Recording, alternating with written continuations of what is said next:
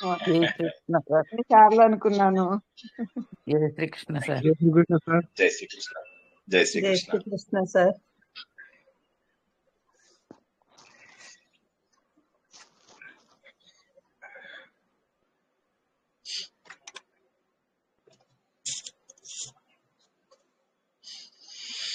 జై శ్రీకృష్ణ సార్. జై Srikrishna. Sir. Krishna sir. జై శ్రీకృష్ణ. జై శ్రీకృష్ణ. సార్ జై శ్రీకృష్ణ. సో అందరూ అయిందా సార్? భోజనం కాలేదు, ఇగో ఇప్పుడే వచ్చి ఆర్ఎస్ఎస్ డ్రెస్ లోనే ఉన్నాను. ఇప్పుడే టోపీ ఫోన్ చేయండి సార్. మళ్ళా రేపు శివరాత్రి లేదు లేదు లేదు లేదు అట్లేదు లేదు. క్లాస్ లేట్ అయినా పర్వాలేదు, భోంచేసి రండి. లేదు లేదు భోజనం చేయకూడదు కదా, ఓన్లీ టిఫిన్ తినాలి. అది చూస్తాం, మన క్లాస్ వాళ్ళ తొందరగానే చెప్పుకొని చేస్తాను. అయిన తర్వాత ఇంకా అందరూ ఫ్రూట్స్ అవి కొన్నారా రేపటికి? ఇంక మళ్ళా లైఫ్ లో తింటామో లేదో అన్నాన్ని కొనుక్కోవాలి. అందరూ కూడా చక్కగా రేపటికి ఉపవాసం. కింద చూస్తున్నాను, ఎక్కడ చూసినా ఫ్రూట్సే, ఎక్కడ చూసినా కూడా ఫ్రూట్సే. జనాలు ఎలా కొంటున్నారంటే శివరాత్రి కోసం ఏం కొంటున్నారో జనాలు. అబ్బా అబ్బా అబ్బా. అంటే ఈ శివరాత్రికి అందరు ఉంటారు కదా సార్. అదే అదే అన్ని కులాలు కూడా ఉంటారు కదా. అన్ని తక్కువ కులాలు కూడా అందరు ఉంటారు చాలా మటుకు. అన్ని చోట్ల అందరూ ఉంటారు. అదే కింద మంచిగా కొంటున్నారు అందరూ, ఫ్రూట్స్ అవి కొనుక్కుంటున్నారు. రేటు కూడా దన్న బజాయించి అమ్ముతున్నాడు వాడు. ఇంకా నేను అడగలేదు ఇక సరే. కొంతమంది ఏమో సగ్గు బియ్యము, కొంతమంది సగం బియ్యము, కొంతమంది గోధుమలు, అట్లా కొంతమందికి తింటున్నారు. అట్లా ఒక 4-5 పూటలు తింటే రేపటికి. సో లేదా ఒక పూటనే హెవీగా లాగించేసినా కూడా సరిపోతుంది. మేమైతే తినాం సార్. సాయంత్రం రాత్రికి ఫ్రూట్స్ తీసుకుంటాం అంతే. ఓ అంతే రోజంతా? రోజంతా ఏం తినాం ఇక. మరి తినకపోతే నా ప్రవచనం ఎట్లుంటారు? ఊరికేముంటది? ఉపవాసం అంటే రోజంతా తినకుండా ఉండటమే కదా సార్. కొత్త రూల్స్, మీరు అన్ని కొత్త రూల్స్ పెడుతున్నారు. గంచగడ్డ అంటారు కదా సార్, అట్లా తాగుతాం గానీ తినటం ఏమి ఉండదు. అది గంచగడ్డ నైవేద్యం పెడతాం సార్, అది తింటాం. గన్సుగడ్డ నైవేద్యం పెడతాము, అది ఒక్కటి తింటాము. ఫ్రూట్స్ ఏది గంజి?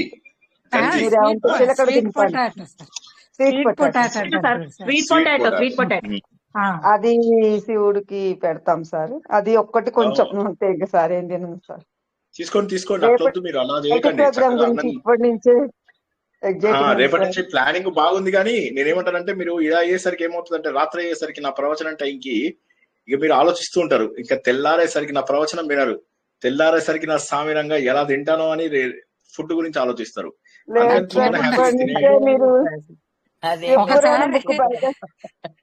ఒకసారి దేవుడి మీద ఉపవాసం అని లగ్నం అయిపోయినాకే ఇక ఫుడ్ మీద ఏముండదు సార్. తాగితే వాటర్ తాగుతున్నాం ఇప్పుడు, అప్పుడు వాటర్ కూడా తాగకుంటుంది సార్. ఒక్క పొద్దు తిన్నాక కూడా ఏం తాగద్దు, ఏం తినద్దు, ఏం తాగద్దు, ఒక్క మాట సార్. తేనె నిమ్మకాయ తాగితే నిమ్మకాయ పిండుకొని తేనె తాగాలి. నీరసం రాదు, ఆకలి కాదు. అట్లా మీరు చేస్తే ఎట్లానండి? నిమ్మకాయలు నీరసం వచ్చేసి శరీరం పడిపోవాలా? అట్లా ఉండాలా?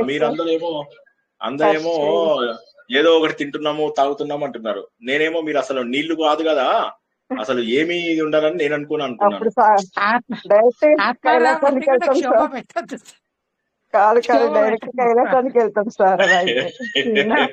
దేవుణ్ణి కూడా క్షోభ పెట్టద్దు.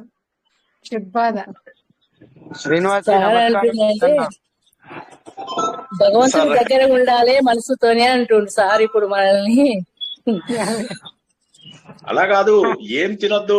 ఇవాళ రాత్రి నుంచి మొదలెట్టి ఎల్లుండి రాత్రి వరకు ఏం తినొద్దు, ఏమి తాగద్దు.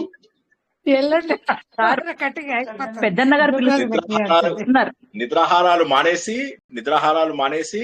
శివా శివా శివా కాపాడు, శివా కాపాడు కాపాడు అని చెప్పేసి అనాలి. సార్ అప్పుడు ఎల్లుండి మిమ్మల్ని సతాయించడానికి ఇందులో సగం మంది ఉండరు సార్.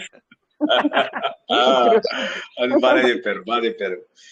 లేదా ఏం చేయాలంటే, మంచిగా పొద్దున తినాలి. తినేసి మీరు ఏం చేస్తారంటే, ఉపవాసం అంటే ఏంటి, ఒక 3 గంటలు బ్రేక్ ఇవ్వాలి, మళ్ళా తినచ్చు. మళ్ళా ఉపవాసం అంటే మళ్ళీ ఒక 3 గంటలు ఆగి మళ్ళీ తినండి. అట్లా 3 అవును గంటలకు సార్, ఒకసారి నిజమే తింటే అది కూడా అలా ఉపవాసమే. 3 పొద్దులు సార్ 3 రోజు పొద్దులు చేసే అంటారు. ఒక్క పని పొద్దు అదే కాదు కదా సార్. సార్. 3 పొద్దులు రోజు అంటారు. చేసే పని అదే కదా. అంటే రోజు వేరు. రోజు ఏమవుతుందంటే మనము 2 గంటలకు ఒకసారి తింటూ ఉంటాం కదా. ఇప్పుడు అట్లా కాకుండా 3 గంటలకు ఒకసారి తింటూ అలా పొద్దున 7 o'clock ఒకసారి తినండి, 10 o'clock ఒకసారి తినండి, 1 o'clock ఒకసారి తినండి, అలా 1 తర్వాత 4 కు తినండి, 4 తర్వాత 7, కుంభాలకు 7 రో తర్వాత 10. రోజు మన 2 ప్రవచనం గంటలకు ఒకసారి తింటే అరుగుతుందా సార్? ఈ ఏజ్‌కి 60 ఏళ్ళు అయినాక. రోజుకన్నా సార్, ఎక్కువ 3 అవుతుంది సార్. గంటలకు ఒకసారి కూడా కుంభాలు తినాలా సార్? రోజుకన్నా కుంభాలు ఎక్కువ. రోజైనా 11:00 తింటే సాయంత్రం 7 గంటలకు తింటాం అంతే గాని మళ్ళీ అయ్యయ్యో అయ్యయ్యో అది చాలా డేంజర్ అది. నేనైతే అంతే సార్. 11 అయ్యయ్యో గంటలకు తింటే మళ్ళీ అయ్యయ్యో రాత్రి 7 గంటలకు. ఆరోగ్యం ఏమైతుందండి అట్లయితే? లేదా ఏం నేను కాదు. చెప్పినట్టుగా 2 రోజులు వరుసగా ఉపవాసం ఉండండి, అమ్మో లేదా ఏం కాదు. 3 గంటలకు ఒకసారి తినండి. మీ ఇష్టం, ఏదో ఒకటి చూజ్ చేసుకోండి. ఓకే, అయితే అలా ఇదా కాదు సార్. లేకపోతే ఇదా. లేదు సార్, రోజు మొత్తంలో ఒక టిఫిన్, ఒక మీల్స్ సార్, అంతే. అంతే. అంతే సార్, నిజంగా అంతే సార్. దేవుడు కనిపిస్తాడు చెప్తాను. ఇట్లా అయితే బాబోయ్, దేవుడు షాక్ అయిపోతాడు. ఆయన దేవుడు భయపడతాడు ముందు. అంటే ఆ, ఈ ఏజ్ కి అలా తింటేనే బెటర్ సార్. మనకు అరగద్దా సార్? అరగకుంటే లేనిపోని రోగాలు. ఎనీవే శ్రీనివాసి పెద్దన్న గారు చెప్పండి. పెద్దన్న గారు చెప్పండి. నమస్తే సార్, పెద్దన్నని. నమస్తే సార్, చెప్పండి. అది పరిచయం చేసుకుందామని ఫోన్ చేశాను. అయ్యో తెలుసు, మీరు పరిచయం ఆల్రెడీ నాకు ఉన్నారు ఎప్పటి నుంచో. పెద్దన సార్ అదే ఇవాళ మాది చాలా బాగా ఘోష్ చెప్తున్నారు ఇవాళ సార్ ఘోష్ యోగా. దివస్ కదా. మీరు చెప్తారు సార్. ఇవాళ ఘోష్ దివస్ అన్నమాట పెద్దన్న గారు. సో అందుకోసం అని చెప్పేసి అది అయిపోయి సరే ఇక అదే డ్రెస్ మీద వచ్చేసాను, ఎందుకంటే లేట్ అయిపోయింది. సరే ప్రసాదం తీసుకుని వచ్చేసాను. చాలా బాగా మొత్తం మీద 3 బస్తీలు కలిసి చేసామన్నమాట. సో చాలా మంది ఉన్నారు, రకరకాల వాయిద్యాలు ఇదన్నమాట.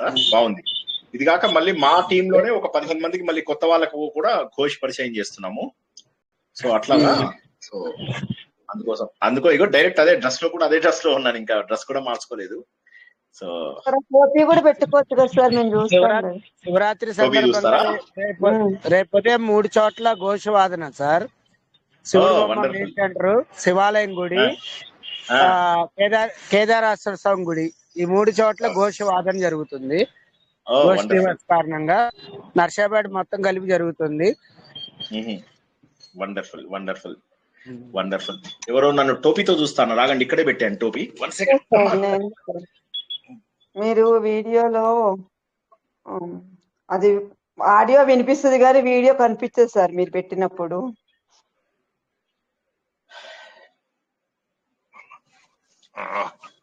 అమ్మయ్యా, సూపర్ సార్. సూపర్. టోపీతో పాటు దండ కూడా పక్కన ఇక దండ కూడా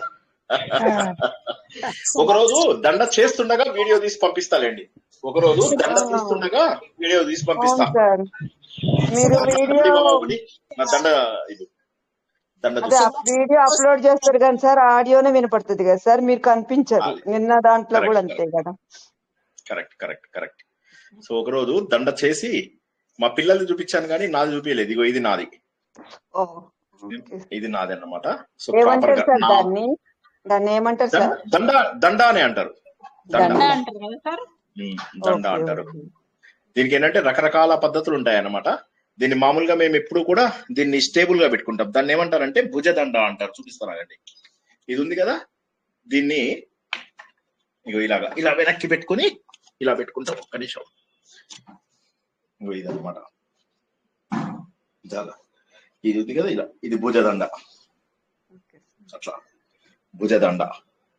దీన్ని మళ్ళీ తీసి అట్లా దీన్ని మళ్ళీ మార్చుకొని ఇలా తీసుకుని ఇలా మళ్ళీ ముందుకి కొట్టడానికి దానికి ఇలాగా రకరకాల ఇవి ఉంటాయి అన్నమాట. క్రమిక్ అన్ని చాలా ఉంటాయి, పద్ధతి ఉంటది. అది ఎనీవే ప్రారంభించుకుందాం. అంతరాయ తిమిరోపశాంతయే శాంత పావనమచించ వైభవం తం నరం వపుషి కుంజరం ముఖే మన్మహే కిమపి తుందిలం మహః వసుదేవసుతం దేవం కంస చానూరమర్ధనం దేవకీ పరమానందం కృష్ణం వందే జగద్గురుం శ్రీకృష్ణం వందే జగద్గురుం. జననీ జన్మభూమిశ్చ స్వర్గాదపి గరీయసి మాతృదేవో భవ. భగవద్బంధువులకు, ఆత్మస్వరూపులకు, సత్యాన్వేషులకు స్వాగతం, సుస్వాగతం. పరమ పవిత్రమైనటువంటి మాఘమాసంలో అద్భుతమైనటువంటి మహాశివరాత్రి పండుగకు ముందుగా ధర్మం గురించి తెలుసుకుంటున్నాం. రేపు తెలుసుకోబోయే శివపురాణం కూడా పూర్తిగా ధర్మము, అర్థము, కామము, మోక్షము వీటి గురించే తెలియజేస్తుంది. అంటే మన వేదాలలో ఏ విషయాన్నైతే ప్రతిపాదించారో అదే విషయాన్ని పురాణాలు కూడా ఇంకా కాస్త ముందుకు తీసుకెళ్తాయి. కాబట్టి ఖచ్చితంగా ప్రతి ఒక్కరూ కూడా ఎట్టి పరిస్థితులలో కూడా జీవితంలో ఏ స్థాయిలో ఉన్నప్పటికీ కూడా ధర్మం అనేటటువంటిది పాటించక తప్పదు. ధర్మం అనేటటువంటిది అంత మహోన్నతమైనటువంటిది. ధర్మానికి మించినటువంటిది లేదు. జీవితంలో ఎన్ని కష్టములు వచ్చినప్పటికీ కూడా భగవంతుడా నేను ధర్మమునకు దూరం అవ్వకుండా చూడు అని చెప్పి మనకు తెలిసినటువంటి మన చారిత్రక హీరోలు, మన శాస్త్రాలలో ఉన్నటువంటి హీరోలు వారందరూ కూడా అదే కోరుకుంటూ ఉంటారు. ఇదే విషయాన్ని మార్కండేయ మహర్షి ధర్మరాజుతో వచ్చి చెప్తాడు, నీకెన్ని కష్టాలు వచ్చినా సరే ధర్మాన్ని మాత్రం వదలకు అని. మార్కండేయ మహర్షి కావాలంటే ఈయనకు ఏం జరుగుతుందో కూడా చెప్పగలడు. ఫ్యూచర్ ఇలా జరుగుతుందయ్యా అని ధర్మరాజుకు చెప్పగలడు. కానీ అదేం చెప్పలా, నువ్వు ధర్మాన్ని పాటించు, తర్వాత సంగతి తర్వాత అని. శ్రీకృష్ణ భగవానుడు కూడా తెలుసు, నువ్వు ధర్మాన్ని పాటించవయ్యా, తర్వాత సంగతి తర్వాత. అంటే భవిష్యత్తు తెలుసుకున్న వాళ్ళు, ఫ్యూచర్ తెలిసిన వారు ఎవరైతే ఉంటారో వారు కూడా ఏమంటారంటే ఎటువంటి పరిస్థితులు ఎదురైనా సరే నువ్వు చేయవలసినటువంటిది నువ్వు చేసి తీరవలసిందే, ధర్మాన్ని నువ్వు ఆచరించవలసిందే. ధర్మరాజు తనకున్నటువంటి దాహాన్ని మర్చిపోయాడు. తన తమ్ముళ్ళ యొక్క పరిస్థితిని చూసి బాధని మర్చిపోయాడు. ముందు ధర్మానికి సంబంధించినటువంటి ప్రశ్నలను తప్పులు లేకుండా చెప్పాలి. అంటే ఒక్కసారి ఆలోచించండి, ధర్మం ఆయనకి ఎంత గొప్పదో. అయిపోయింది రాజ్యం అనుకున్నాం, రాజ్యం పోయింది. అడవుల్లో తమ్ముళ్ళని చూసి సంతోషపడుతున్నాడు. ఇప్పుడు తమ్ముళ్ళు కూడా లేరు. కనీసం ప్రాణాన్ని నిలుపుకుందామంటే నీళ్లు కూడా దొరకడం లేదు. ఈ సమయంలో కూడా ధర్మం నిలబెట్టడం ఎంత గొప్పది. మరి ఆ ప్రశ్నలు కూడా ఏమి అంత సులువైనవి కావు. ప్రతి ప్రశ్న కష్టమైనటువంటిదే. మనం ప్రారంభించుకున్నాం, సూర్యుడితో ప్రారంభించుకున్నాం. సూర్యుడు ఎవరు, క్షత్రియులు ఎవరు, బ్రాహ్మణులు ఎవరు, అన్ని రకాల విషయాలు తెలుసుకుంటున్నాం. ఒక మనిషి ఎలా శ్రోత్రియుడవుతాడు, దేని ద్వారా బ్రహ్మత్వాన్ని పొందుతాడు, అతడికి సహాయపడేటటువంటిది ఏది, ఎన్ని గొప్ప విషయాలు తెలుసుకుంటున్నాం. ప్రతి ఒక్క విషయానికి కూడా ఆలోచించకుండా జవాబు చెప్తున్నాడు. ఇంకా గమ్మత్ ఏంటంటే మనను ఆశ్చర్యపరిచేటటువంటి సత్యాలు ఎన్నెన్నో. ఆఖరికి మన శరీరంలోనే యజ్ఞం ఉన్నది అన్నటువంటి విషయాన్ని చెప్పాడు. మన హృదయం యొక్క కదలికనే సామవేదము, మన వాక్యే ఋగ్వేదము, మన మనస్సు అన్ని కార్యాలు చేస్తుంది, అదే యజుర్వేదము.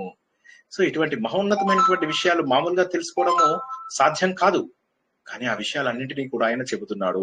ఒక వ్యక్తి అన్ని రకాలుగా ఉత్తముడైనప్పటికీ తను చేయవలసినటువంటి పంచయజ్ఞాలు చేయకపోతే అతడు బతికుండి కూడా చనిపోయిన వాడితో సమానము అన్నటువంటిది మరింత గొప్పది.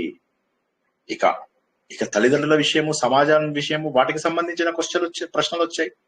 తల్లి కంటే గొప్పది, భూమి కంటే గొప్పదేంటి తల్లి, ఆకాశం కంటే గొప్పదేంటి తండ్రి, గాలి కంటే వేగంగా వెళ్లేదేంటి మన మనస్సు, గడ్డి పరక కంటే కూడా అధికమైనది, నీచమైనది, వ్యాప్తి చెందేది ఏది అన్నప్పుడు దానికి చింత అని చెప్పి ఎలా దాన్ని అణుచుకోవాలి అన్నటువంటి విషయాన్ని మనం తెలుసుకున్నాము. అక్కడతో ఆగిపోయాడా? నిద్రించినా కూడా కళ్ళు మూయందేది అంటే చేప అన్నాడు. చిన్న చేప అని అనుకునే బదులుగా ఒక జ్ఞాని అని చెప్పి తెలుసుకోవచ్చు. పుట్టినప్పటికీ కూడా కథలనేది ఏంటండి? పుట్టినప్పటికీ కూడా కథలంది గుడ్డు సార్, గుడ్డు. ఆ గుడ్డు అనగానే మనం ఏమర్థం చేసుకోవాలి? సో నీ పుట్టుక ముఖ్యం కాదు, నువ్వు ఎలా కదిలావు అనేటటువంటిది ముఖ్యము అన్నటువంటి మహోన్నతమైనటువంటి సత్యాన్ని తెలుసుకున్నాం.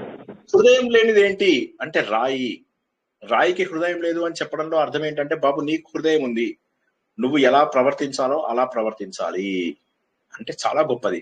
అదే విధంగా నదిలాగా ఒక నది ఏ విధంగానైతే ప్రవహిస్తూ వెళ్ళిపోతూ అన్ని ప్రాంతాలను దాటుకుంటూ వెళ్తుందో, తన వేగంతో ఏ విధంగానైతే అభివృద్ధి అవుతుందో, నీ జీవితంలో కూడా నిన్నటికంటే ఈ రోజు ఎలా ఉంది, ఉన్నతంగా ఉందా లేదా, మన జీవితాన్ని మనము అభివృద్ధి చేసుకుంటున్నామా లేదా అది చాలా ముఖ్యమైనటువంటి విషయము. నదిలాగా అభివృద్ధి చేసుకోవాలి. అలా కాదండి నేను కాలువలాగా ఉండిపోతాను, అదే పారాయణం 1,00,000 సార్లు 1,00,000 సార్లు చదువుతాను అంటే మురికి నీరులాగా మిగిలిపోతావు. కదలకుండా ఒకే దగ్గర ఉండి ఒక మురికి నీరులాగానో, ఒక పాడైపోయినటువంటి సరస్సు లాగానో దోమలు, ఈగలు, చీమలు, రకరకాల చెత్త పదార్థాలు అన్ని అందులో పడుతూ ఉంటాయి. అర్థమైందా నేను చెప్పింది? ఎక్కడైనా కూర్చుని ఒకే దగ్గర అలా ఉంటే ఎదగం మనము. అలా వేగంగా వృద్ధి చెందుతూ వెళ్ళిపోవాలి. ఈ జీవితం లోపల, ఈ జీవితం అనే ప్రయాణము నువ్వేదో కూర్చొని రిలాక్స్ అవ్వడానికి కాదు, కదులుతూ రిలాక్స్ అవ్వాలి. నువ్వు ప్రతి చోట ఆనందాన్ని పొందాలి. నీ ప్రయాణము నీకు ఆనందాన్ని కలిగించాలి. నువ్వు చేరుకునేటటువంటి గమ్యస్థానం కూడా నీకు ఆనందాన్ని కలిగించాలి, నీకు థ్రిల్ కలిగించాలి. మన గమ్యస్థానము మోక్షము. ఆ మోక్షం మనకు కావాలి, అది మనకు థ్రిల్ కలిగించేటటువంటిది. అయితే ఆ గమ్య స్థానాన్ని చేరుకునే లోపల మనం చేసేటటువంటి ప్రయాణం ఏమిటి? ప్రయాణం చేయకుండా కూర్చుందామా? వయస్సు పెరగడానికి మనం ఎన్నోసార్లు చెప్పుకున్నాం. ఏం చేయాలి? ఏమి చేయక్కర్లేదు, కూర్చొని కుంభాలు తింటే సరిపోతుంది.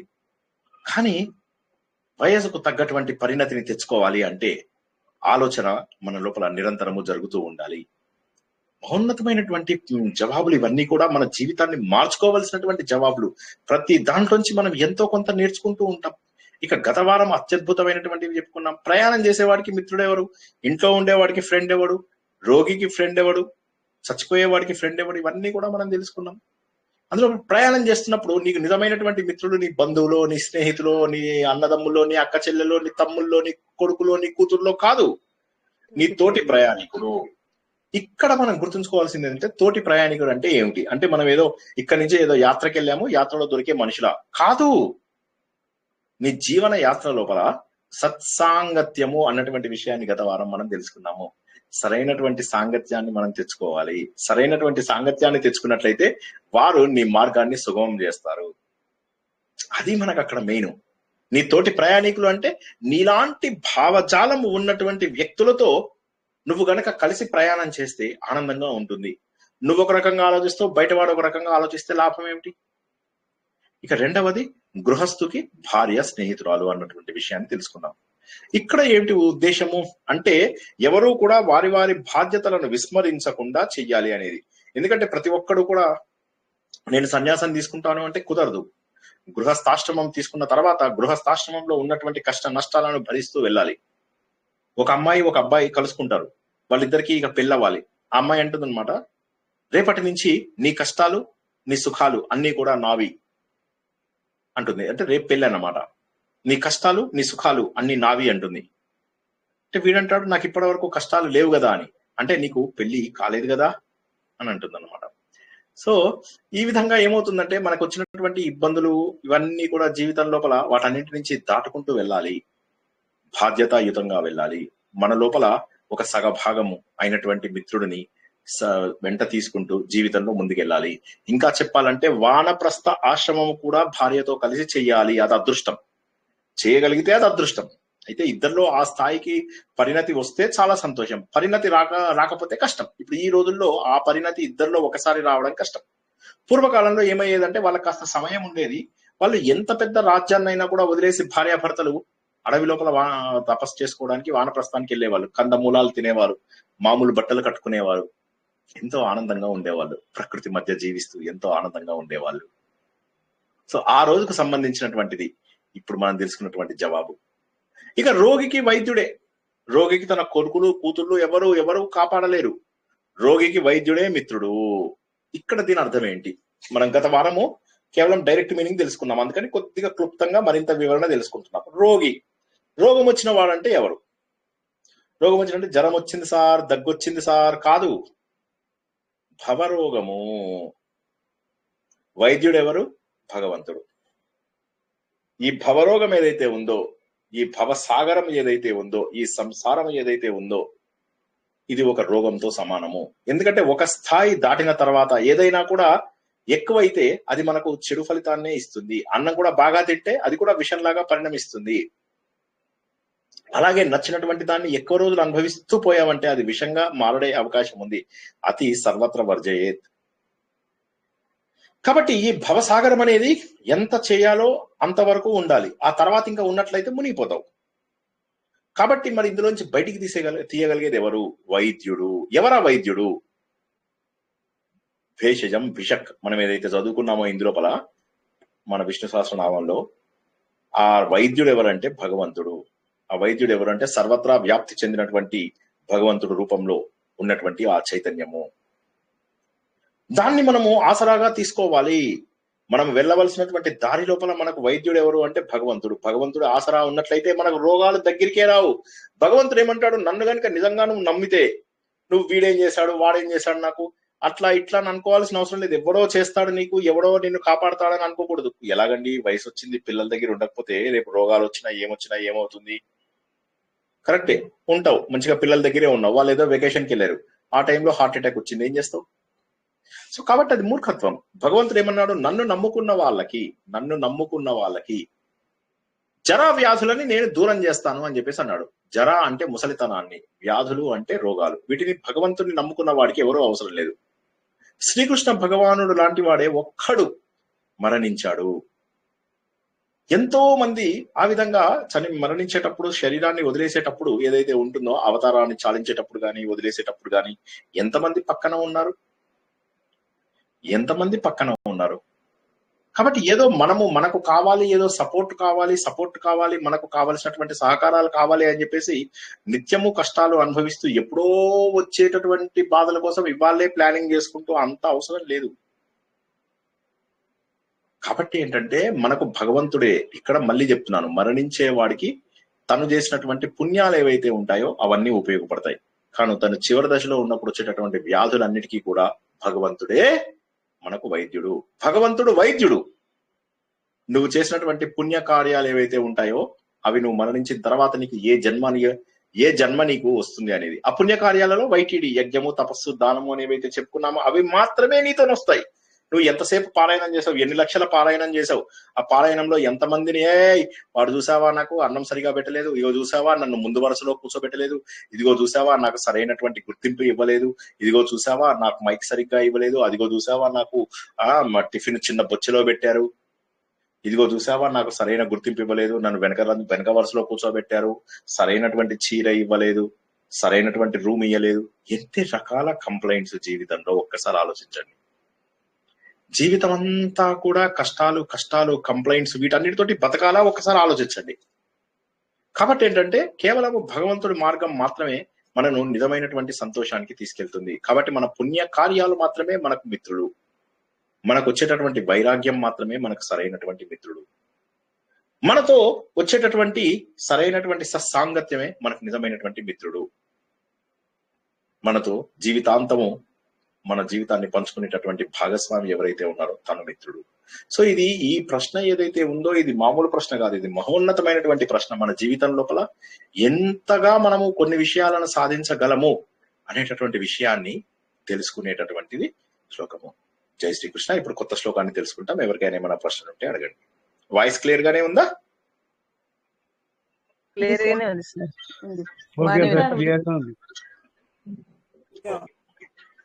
వండర్ఫుల్. కొత్త శ్లోకం తెలుసుకుందామా ఇవాళ? ఓకే, ఇప్పటి వరకు చాలా మంచిగా అర్థమైందా? లేక ఏమీ డౌట్ ఏమీ లేదు కదా? లేదు సార్. ఓకే సార్, బాగుంది. కహ అతిథి. ఓకే, ఇది కొద్దిగా విడదీసి చదువుతున్నాను, వినండి.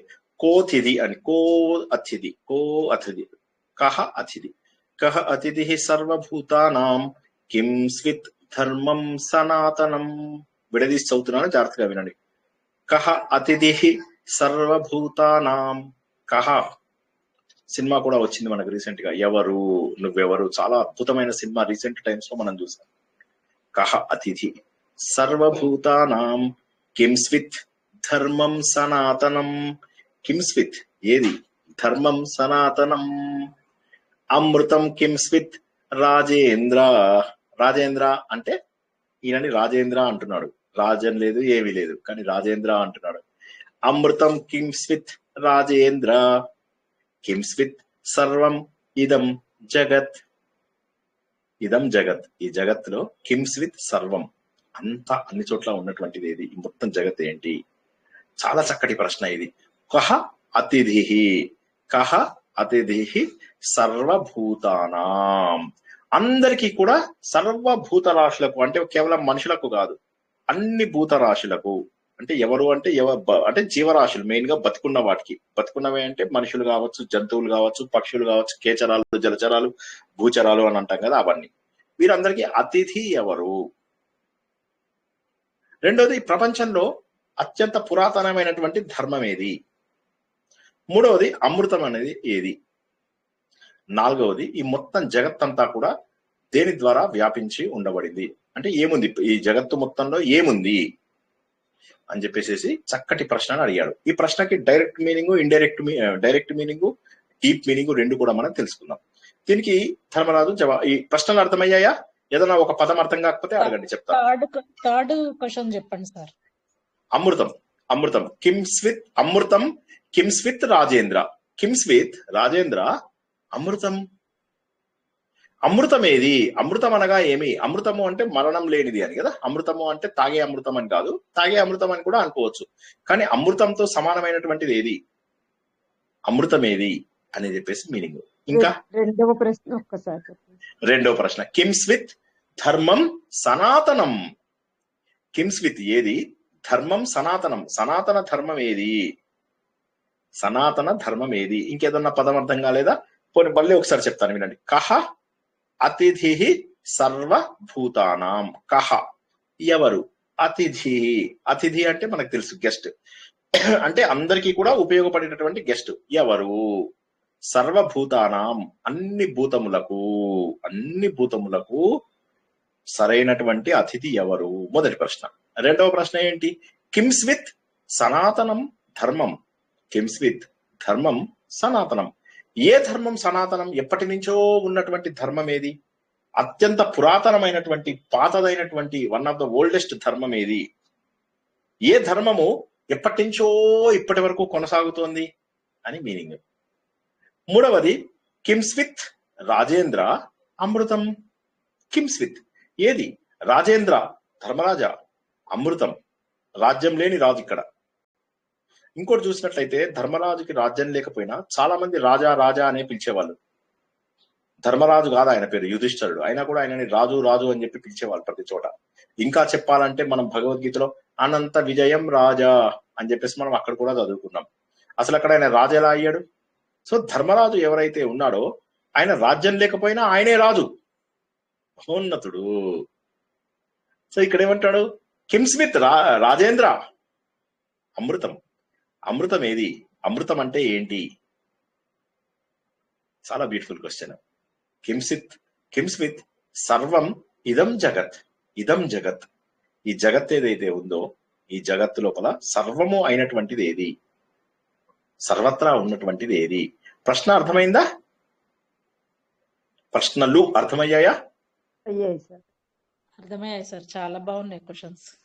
ప్రశ్నలు చాలా బాగున్నాయి. అసలు నేను నిజంగా చెప్తున్నా కదా, ప్రతి ప్రశ్నకు మనము ఫుల్ మార్క్స్ ఇవ్వచ్చు.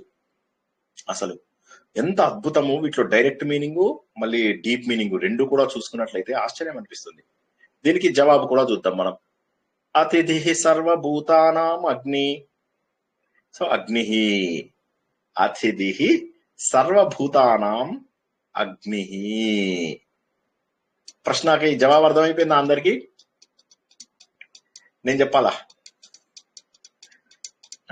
భూతాలలో ఉన్నది సర్వభూతానాం అతిథి అగ్ని. సర్వభూతములకు అతిథి అగ్ని. అగ్నిది. అతిథి అగ్ని. Right right. సోమో గవ అమృతం. ఒక్కసారి క్వశ్చన్ చెప్పరా? క్వశ్చన్ ఒక్క నిమిషం. కహ అతిథి సర్వభూతానాం. కోతిథి సర్వభూతానాం. కింస్విత్ ధర్మం సనాతనం. అమృతం కింస్విత్ రాజేంద్ర. కింస్విత్ సర్వమిదం జగత్.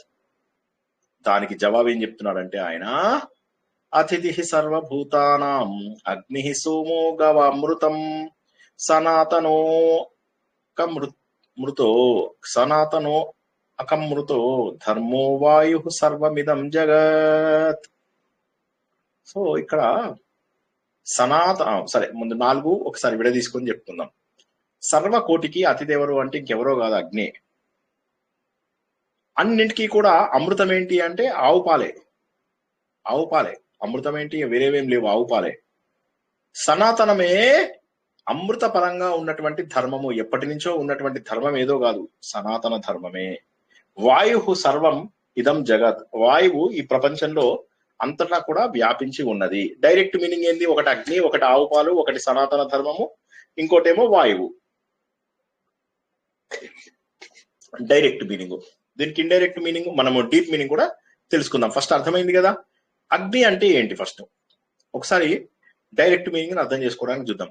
అందరికీ అతిథి అగ్ని అంటే అందరి లోపల ఉండాలి. మన కడుపు లోపల జఠరాగ్ని లేదా? మనం తినేటటువంటి ఆహారము అరగాలి అంటే జఠరాగ్ని ఉంటుంది. అదిగాక మన చక్రాలు ఎలా ఉంటాయి? మన చక్రాలు ఒకసారి చూసుకోండి కొద్దిగా. మూలాధారము అంటే మన వెన్నెముక యొక్క కింది భాగం. స్వాధిష్టానం అంటే మన మూత్రపిండాలు అవి ఇవి ఉన్నటువంటి జలతత్వం, జలం వాటర్. కొద్దిగా పైకి వస్తే మణిపూరక చక్రం. మణిపూరక చక్రం అంటే అగ్ని. మన బొడ్డు దగ్గర అగ్ని ఉంటుంది, అవునా కదా? ఆ అగ్ని ఉంటేనే అన్నం మరుగుతుంది. చాలా క్లియర్. మనం ఎక్కడ కూర్చుంటాము? మూలాధార చక్రంతో కూర్చుంటాము. కాబట్టి అది భూమి తత్వం. కొద్దిగా శరీరంలో కొద్దిగా పైకి వెళ్తే మూత్రపిండాల ఉన్నటువంటి ఇది వస్తుంది, కాబట్టి అక్కడ ఏంటి? నీటి తత్వం. ఇంకొద్దిగా పైకి వస్తే ఏమైతుంది? మణిపూరకం. మణిపూరకం అంటే బొడ్డు భాగంలో అగ్ని ఉంటుంది, అంతేనా? మూలాధారం, స్వాధిష్టానం, మణిపూరకం, బొడ్డు భాగం వచ్చింది. ఇక్కడ అగ్ని ఉంటుంది. ఇందులోపల వైశ్వానరుడు అనేటటువంటి భగవంతుడు ఉంటాడు. అతను ఏం చేస్తాడు? మనం తీసుకున్న ఆహారం అంతా కూడా మంచిగా అరిగిపోయేలాగా చేస్తాడు. అహం వైశ్వానరో భూత్వా ప్రాణినాన్ దేహమాశ్రిత, అవునా కదా? అక్కడి నుంచి కొద్దిగా హృదయం దగ్గరికి వచ్చాం. హృదయము ఇక్కడ. ఇవి ఏంటి మనకు? ఏంటివి రెండు? అనాహతము, విశుద్ధి. అనాహత చక్రము, విశుద్ధి చక్రము. వాయువు విశుద్ధి ఏమో ఆకాశం, వాయువు ఉంటుంది కదా. ఈ రెండు వాయువు. ఇది ఆకాశం. ఆజ్ఞా చక్రం ఆకాశం. ఇది ఆత్మకు దాదాపుగా సమానమైనటువంటిది ఆజ్ఞా చక్రము. ఇది ఆకాశం. ఆకాశం అంటే ఆత్మ ఆకాశం దాదాపుగా సమానం. ఆకాశం శబ్దం వస్తుంది కదా, కంఠంలోంచి వచ్చేది విశుద్ధి కదా. ఆకాశం అంటే శబ్దము లేకపోవడము కూడాను. శబ్దము లేకపోవడము కూడాను. సో కాబట్టి ఏమవుతుందంటే మనకు ఇక్కడ ఇది గనక ఆత్మ అనుకుంటే, ఇక్కడ గనక ఆత్మ అనుకుంటే, ఇక్కడ మనకి ఏమవుతుంది? ఆకాశము. ఇక్కడ ఆకాశము అంటే ఈ వాయువు యొక్క ఎండింగు, ఇక్కడ వాయువు యొక్క ఎండింగు, ఆకాశం యొక్క స్టార్టింగు. ఇక్కడ వాయువు యొక్క స్టార్టింగు. ఇది హృదయము, అనాహతము వాయువు యొక్క స్టార్టింగు. విశుద్ధి వాయువు యొక్క ఎండింగు. ఆకాశం ఇక్కడి నుంచి స్టార్ట్ అయ్యి ఇక్కడ వరకు ఉండి, ఇక్కడి నుంచి మనకు ఆజ్ఞాచక్రంకి వచ్చేసరికి ఇది ఆకాశ తత్వంగా వెళ్తూ ఆత్మగా మారిపోతుంది.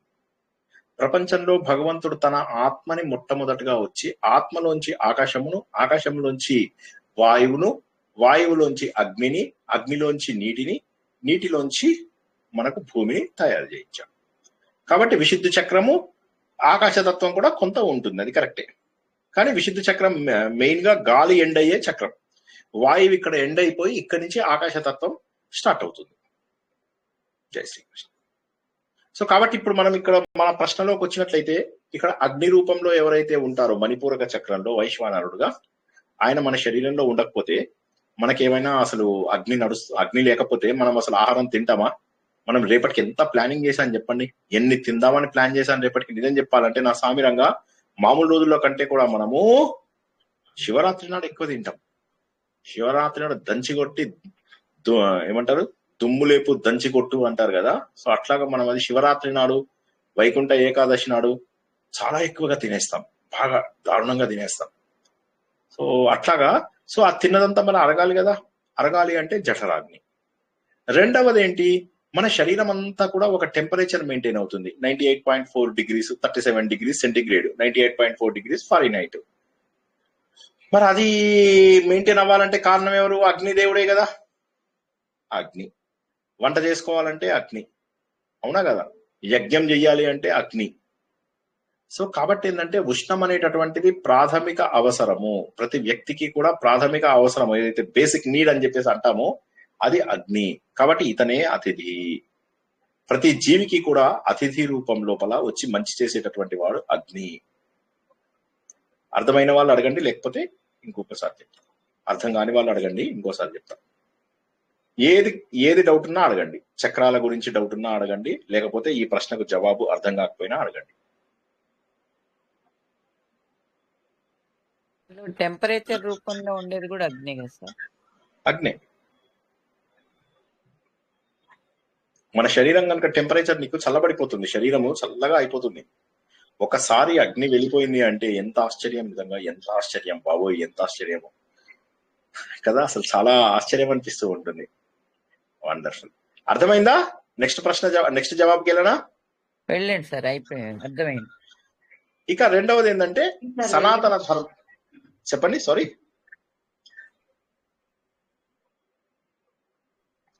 హలో, ఏదో అన్నారు. ఏం లేదు సార్, నెక్స్ట్ క్వశ్చన్కి వెళ్ళనా అంటే ఓకే అండి. ఇక ఈ ప్రపంచంలో పురాతనమైనటువంటి ధర్మం ఏది?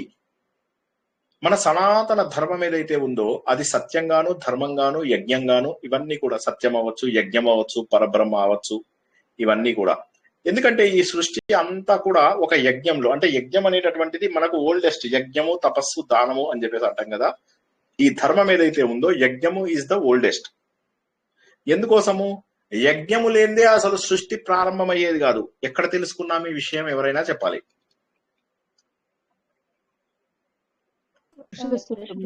ఋతువులు కలిసి విష్ణువుని మదించి ఆ వసంత ఋతువుని గురుగారు, అమ్మవారు యజ్ఞం నుండే పుట్టినారు. పురుష సూక్తంలో అమ్మవారు యజ్ఞం కాదు కానీ అమ్మవారి యజ్ఞం ఆఫ్ కోర్స్ చిదగ్నికుండ కరెక్టే. పురుష సూక్తం మనకు మెయిన్, వేదాలు ప్రామాణికం కాబట్టి వేదాల నుంచి చూసుకున్నట్లయితే అందరూ చెప్పారు. కరెక్ట్ ఆన్సర్ అందరూ చెప్పారు, పురుష సూక్తము. పురుష సూక్తం ఎలా ప్రారంభమైంది? ఒక రకమైనటువంటి యజ్ఞము. యజ్ఞము అనగా త్యాగవంతమైనటువంటి ఒక పనిని యజ్ఞము అంటారు. ఒక నిష్కామముగా చేసేటటువంటి పనిని యజ్ఞము అంటారు. ఒక అగ్నికి ఆహుతుల్నిచ్చేదాన్ని కూడా యజ్ఞం అనే అంటారు. సో ఈ విధంగా ఏదైతే యజ్ఞం ఉందో ఈ యజ్ఞం ఈజ్ ద ఓల్డెస్ట్ వన్. ఈ యజ్ఞం అనేటటువంటి పరిక్రియ లేకపోతే అసలు సృష్టి ఏర్పడేది కాదు. నంబర్ 1. నంబర్ 2, సూర్యుడు చేసేది యజ్ఞమే, చంద్రుడు చేసేది యజ్ఞమే, చెట్లు మనకు ఆక్సిజన్ ఇవ్వడం, అందులో డౌట్ ఏముంది? అది కూడా యజ్ఞమే కాదా? అవునా కదా? ఆ తర్వాత ప్రకృతి లోపల వాయువు, ఈ వాయువు అంతా కూడా మనకు యజ్ఞమే, యజ్ఞ ప్రక్రియ. వీటన్నిటిలలో ఉన్నటువంటి ఒక పరబ్రహ్మ సత్యం ఏదైతే ఉందో, the one and only one truth, ఒకటే ట్రూత్. ఆ ట్రూత్ ఏదైతే ఉందో అదే సనాతన ధర్మంలో ఉన్నటువంటిది. సనాతన ధర్మం ఏం చెప్తుంది నీకు అంటే సత్యము గురించి చెప్తుంది. ఈ సత్యము ఏ రూపంలో నీకు కనిపిస్తూ ఉంటుంది? యజ్ఞ రూపంలో కనిపిస్తూ ఉంటుంది. సనాతన ధర్మంలో అత్యంత ప్రాచీనమైనది ఏది అంటే సత్యము. దీన్ని మళ్ళీ ఒక్కసారి వెనక్కి వెళ్ళి బ్రహ్మ సత్యం జగత్ మిథ్య. సో ఈ ప్రపంచంలో మనకు కనిపించేదంతా కూడా అసత్యమే, ఒక్క పరబ్రహ్మ తప్ప మిగతావన్నీ కూడా అసత్యమే. కాబట్టి ఎప్పటి నుంచో ఉన్నది, ఇంకా కొనసాగేది ఒక్క సత్యం మాత్రమే. కాబట్టి సనాతన ధర్మంలో ఎప్పటి నుంచో ఉన్నది ఏంటయ్యా అంటే సత్యమే. ఈ సత్యంని హౌ డు యూ మేనిఫెస్ట్? ఎలా నీకు కనిపిస్తుంది? ఎలా నీకు అది ప్రకటితం అవుతుంది? నీకు చేస్తున్నటువంటి యజ్ఞ రూపంలో ప్రకటితం అవుతుంది. ఏ యజ్ఞ రూపము? ఈ ప్రపంచంలో ఉన్నటువంటి అన్ని, నీరు, వాయువు, ఎండ, ఇవన్నీ. సూర్యుడు ఉన్నాడు, సూర్యుడు ఎండకు సముద్రంలో ఉన్న నీళ్లు ఆవిరైతాయి, ఆవిరైనటువంటి నీళ్లు మళ్ళీ మనకు వర్షం రూపంలో కురుస్తాయి, ఇక్కడ మళ్ళీ విత్తనాలు వస్తాయి, మళ్ళీ దీని గురించి మళ్ళీ మనం యజ్ఞం చేస్తాము. మళ్ళీ ఇలా ఇలా ఏదైతే చక్రము, కాలచక్రము తిరుగుతోందో ఇది యజ్ఞ ప్రక్రియ. దీన్నే మనం భగవద్గీతలో కూడా ఏమని తెలుసుకున్నాము? మీరు యజ్ఞములు చెయ్యండి, దేవతలు సంతృప్తి చెంది మీకు కావలసినవన్నీ కురిపిస్తారు. మళ్ళీ మీరు యజ్ఞం చేయండి, మళ్ళీ వాళ్ళు కురిపిస్తారు, మళ్ళీ మీరు యజ్ఞం చేయండి. సో ఈ విధంగా యజ్ఞం అనేటటువంటిది అత్యంత పురాతనమైనటువంటి కర్మ. ఎందుకోసము? సత్యాన్ని తెలుసుకోవడం కోసము. సనాతన ధర్మము ఆధారపడినది ఒకే ఒకటి, అది సత్యము. సత్యం, జ్ఞానం, అనంతం బ్రహ్మ. కాబట్టి సత్యం తప్ప మరి ఏమీ లేదు. సత్, చిత్, ఆనందము. సత్యమైనటువంటి ఆనందం అది ఒక్కటే, భగవంతుడే, ఇంకేది లేదు ఈ ప్రపంచంలో. ధర్మం అంటే ఏంటి అంటే ఒకటేనయ్యా, ఏం లేదు, సత్యం తప్ప మరి ఏది లేదు. కానీ మనం చూస్తున్నదంతా కూడా అసత్యం. కానీ అసత్యం ఎక్కడి నుంచి వచ్చింది? అసత్యం కూడా సత్యం నుంచే వచ్చింది. నేను తాడు మీద ఒక బయట నేను ఒక తాడు కనిపిస్తోంది, ఒక పాము కనిపిస్తుంది. పాము అనేది అసత్యం. కానీ అసత్యం కనిపించడానికి మూలం ఏంటి? అక్కడ ఒక తాడు ఉండడం. అక్కడ ఒక తాడు ఉంది కాబట్టే నాకు పాముగా కనిపిస్తుంది. అసలు అక్కడ తాడే లేకపోతే పాము కనిపించే అవకాశం కూడా లేదు. అంటే అసత్యము కూడా సత్యమునే ఆశ్రయించుకొని ఉంటుంది. అంటే అసత్యమైన సత్యాన్ని ఆశ్రయించుకునే ఉంది, సత్యమైన సత్యమే. కాబట్టి ప్రపంచంలో ఎప్పటి నుంచి ఉన్నటువంటిది ఏంటి అయ్యా అంటే సత్యము. అర్థమైందా? బౌన్సర్ అయిందా? మళ్ళీ చెప్పమంటే చెప్తాను. అర్థమైంది సార్. అది ఇది మీరు చెప్పారు సార్. ఆత్మబోధలో కూడా వచ్చింది సార్ ఈ టాపిక్. కరెక్ట్. ఇంకెవరికైనా అర్థం కాని వాళ్ళు ఎవరన్నా అడగండి. సనాతన ధర్మంలో ద ఓల్డెస్ట్ థింగ్ ఈజ్ సత్యము. సత్యం తప్ప మరి ఏది లేదు. ఎప్పుడు ఉన్నది, ఇప్పుడు ఉన్నది, ఇక భవిష్యత్తులో కూడా ఉండేది సత్యము మాత్రమే. సత్యము మాత్రమే. సత్యము మాత్రమే. క్లియర్? ముందుకెళ్ళనా ఆగిపోరా? వెళ్ళండి సార్, అర్థమైంది సార్. వెళ్ళండి సార్. నెక్స్ట్ అమృతం ఏంటి? అమృతం అంటే ఇందాక మనం ఏమనుకో గవ అంటే ఆవు, ఆవు యొక్క పాలు, ఆవు యొక్క క్షీరం ఏదైతే ఉందో, ఆవు యొక్క సోమం ఏదైతే ఉందో, ఆవు యొక్క అది అమృతము.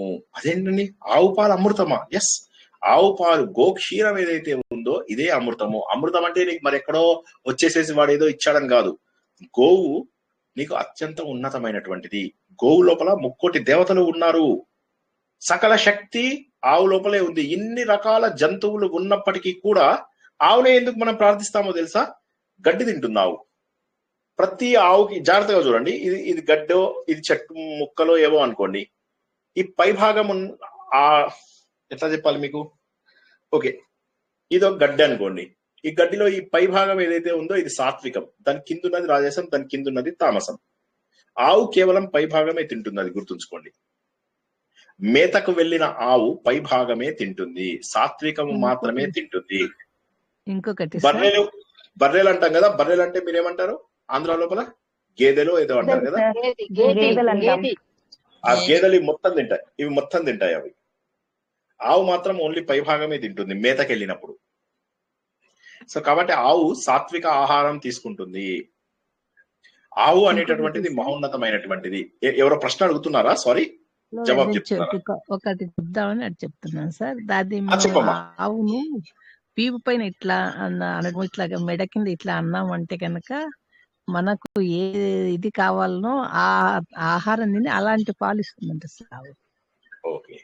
ఆ శక్తి కూడా ఉందట దాని దగ్గర. దాని వీపు నెమిది కింద మెడ కింద ఇట్లా వేలాడుతూ ఉంటుంది కదా స్కిన్, గంగడోలు. దాన్ని అన్నామంటే కనుక చేస్తే మనకు కావాల్సిన ఆహారం తింటుందట. అది తిని మన బాడీకి ఎలాంటి కావాలో పాలు అలాంటివి అవి ఇస్తుంది. వండర్ఫుల్. మన శాస్త్రాలలో ఏం చెప్పారు? గోమాతని సకల దేవుళ్ళ యొక్క మూలం అని చెప్పేశారు, సకల సంపదలకు మూలము అని చెప్పేసి చెప్పారు. మనం ఈవెన్ కొత్త గృహ ప్రవేశాలు అవి చేస్తాం కదా, గోమాతని ఇంట్లో తీసుకొచ్చేస్తాము, అన్ని రకాల ఐశ్వర్యాలు మనకు వస్తాయి అని చెప్పేసి నమ్మకము. మూపురము, గంగుడవులు ఇవి ఉన్నటువంటి దేశవాళీ సంతతిని మాత్రమే మనం ఆధ్యాత్మిక ఆవు అంటాము.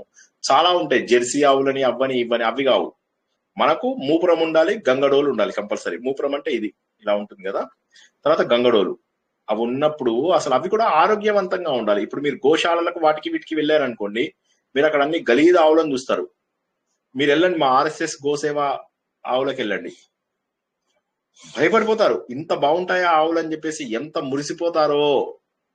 ప్రతి ఒక్కరూ కూడా మా RSS మెయింటైన్ చేసే మన RSS మెయింటైన్ చేసేటటువంటి గోసేవ ఉన్నటువంటి ప్లేసెస్ కి వెళ్ళి చూడండి.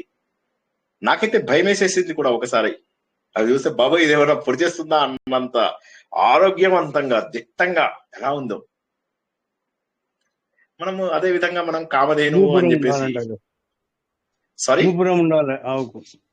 మూపురం ఉండాలి, గంగడోలు ఉండాలి. అది మాత్రమే మనం చెప్తున్నటువంటి ఆవు అంటే ఏది పడితే అది కాదు. మనం మొన్ననే రఘువంశంలో కూడా చెప్పుకున్నాం, ఆయన నందిని దేనువుకి ఎంత సేవ చేసుకున్నాడో. ఇక మనకు క్షీరసాగర మదనం లోపల అందరికి కూడా తెలుసు, అక్కడ మనకు కామధేనువు వచ్చింది అన్నటువంటి విషయం మనకేమి పెద్ద కొత్తది కాదు, ఇది అందరికీ తెలిసినటువంటి విషయమే. ఇంకా గమ్మత్తైన విషయం మీకు చెప్తే ఆశ్చర్యపోతారు. నేను మీకు ఇంతకు ముందు చెప్పానని నాకు డౌట్, చెప్పకపోతే ఇంకోసారి వినండి జాగ్రత్తగా. భరతుడు రాముని కలుద్దామని వెళ్తాడు అన్నమాట చిత్రకూట్కి. వెళ్తే అక్కడ రాముడు కలవగానే భరతుడిని నువ్వు ఎందుకు వచ్చావు ఏంటి అంటే నీ చెప్పులు ఎత్తుకోపోవడానికి వచ్చాను అట్లా కాదు. అక్కడ ఆ డిస్కషన్స్ రావు. ఫస్ట్ భరతుని అడిగిన ఫస్ట్ క్వశ్చన్ ఏంటో తెలుసా?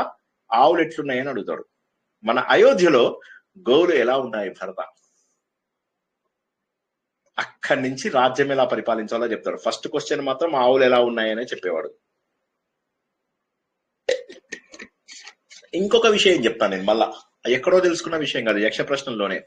ఒక వ్యక్తి యొక్క ఔన్నత్యాన్ని సంపదలను ఎలా గుర్తిస్తారు అంటే ఆవులు. ఇది కూడా మనం యక్ష ప్రశ్నలో తెలుసుకున్నదే, ఎప్పుడో తెలుసుకున్నది కాదు, ఈ మధ్య కాలంలో తెలుసుకున్నదే. మనము మహాభారతంలో ఉన్నాం కదా, ఇప్పుడు తర్వాత వచ్చే పర్వం పేరు విరాట పర్వం. ఆ విరాట పర్వం లోపల సహదేవుడు అత్యంత ప్రావీణ్యం చెందినటువంటి వ్యక్తి. దేంట్ లోపల? ఈ ఆవులని చూడడం లోపల. ఇదంతా కూడా నేను మా ఆర్ఎస్ఎస్ గోసేవ బుక్ లో ఉన్న మెటీరియల్ ద్వారా చెప్తున్నాను, ఓకేనా? సో చాలా అద్భుతమైనటువంటి ఇదన్నమాట. అంటే ఎంత ఆవుకి మనం ఎంత ఇది ఇస్తాం, మనం అంటే ఎంత ప్రాధాన్యత ఇస్తాం. మనకు ఉత్తర గోగ్రహణము, దక్షిణ గోగ్రహణము ఇవన్నీ జరిగాయి కదా, అవన్నీ కూడా విరాటరాజు గో సంపదను ఎత్తుకోవడానికి వాళ్ళు ట్రై చేస్తుంటారు. మళ్ళీ వీళ్ళు వెళ్ళి అంతకుముందు వెళ్ళి మేము ఆవులను రక్షిస్తాము అని చెప్పి పాండవులను ఇన్సల్ట్ చేద్దామని చెప్పి ఘోషయాత్రకు కూడా వెళ్తారు. సో ఇవన్నీ చూస్తే ఏమవుతుందంటే మనకు ఆవుల యొక్క ప్రాధాన్యత తెలుస్తుంది. మళ్ళా ఒక ఆయన జైన తీర్థంకరుడు ఉన్నాడు. మనకు జైన తీర్థంకరులలో ప్రథముడేమో ఋషభుడు, 24వ వాడేమో మన వర్ధమానుడు అంటే మహావీరుడు. వీళ్ళిద్దరి లోపల మధ్య లోపల కృష్ణదేవుడు అని ఒక ఆయన వస్తాడు, కృష్ణదేవ జైనుడు. ఆయన అయితే అసలు గోవునే ఇంకా వాళ్ళ ఆధ్యాత్మిక చిహ్నంగా తీసుకున్నాడు. ఇంతకంటే ఏం కావాలి?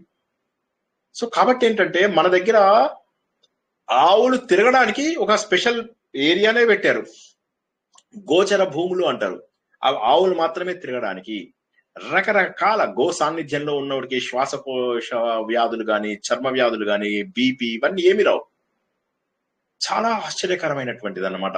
మజ్జిగ, పాలు, నెయ్యి ఇవన్నీ కూడా ఆరోగ్యాన్ని మనకు కలిగించేవి, చాలా చాలా కలిగించేవి.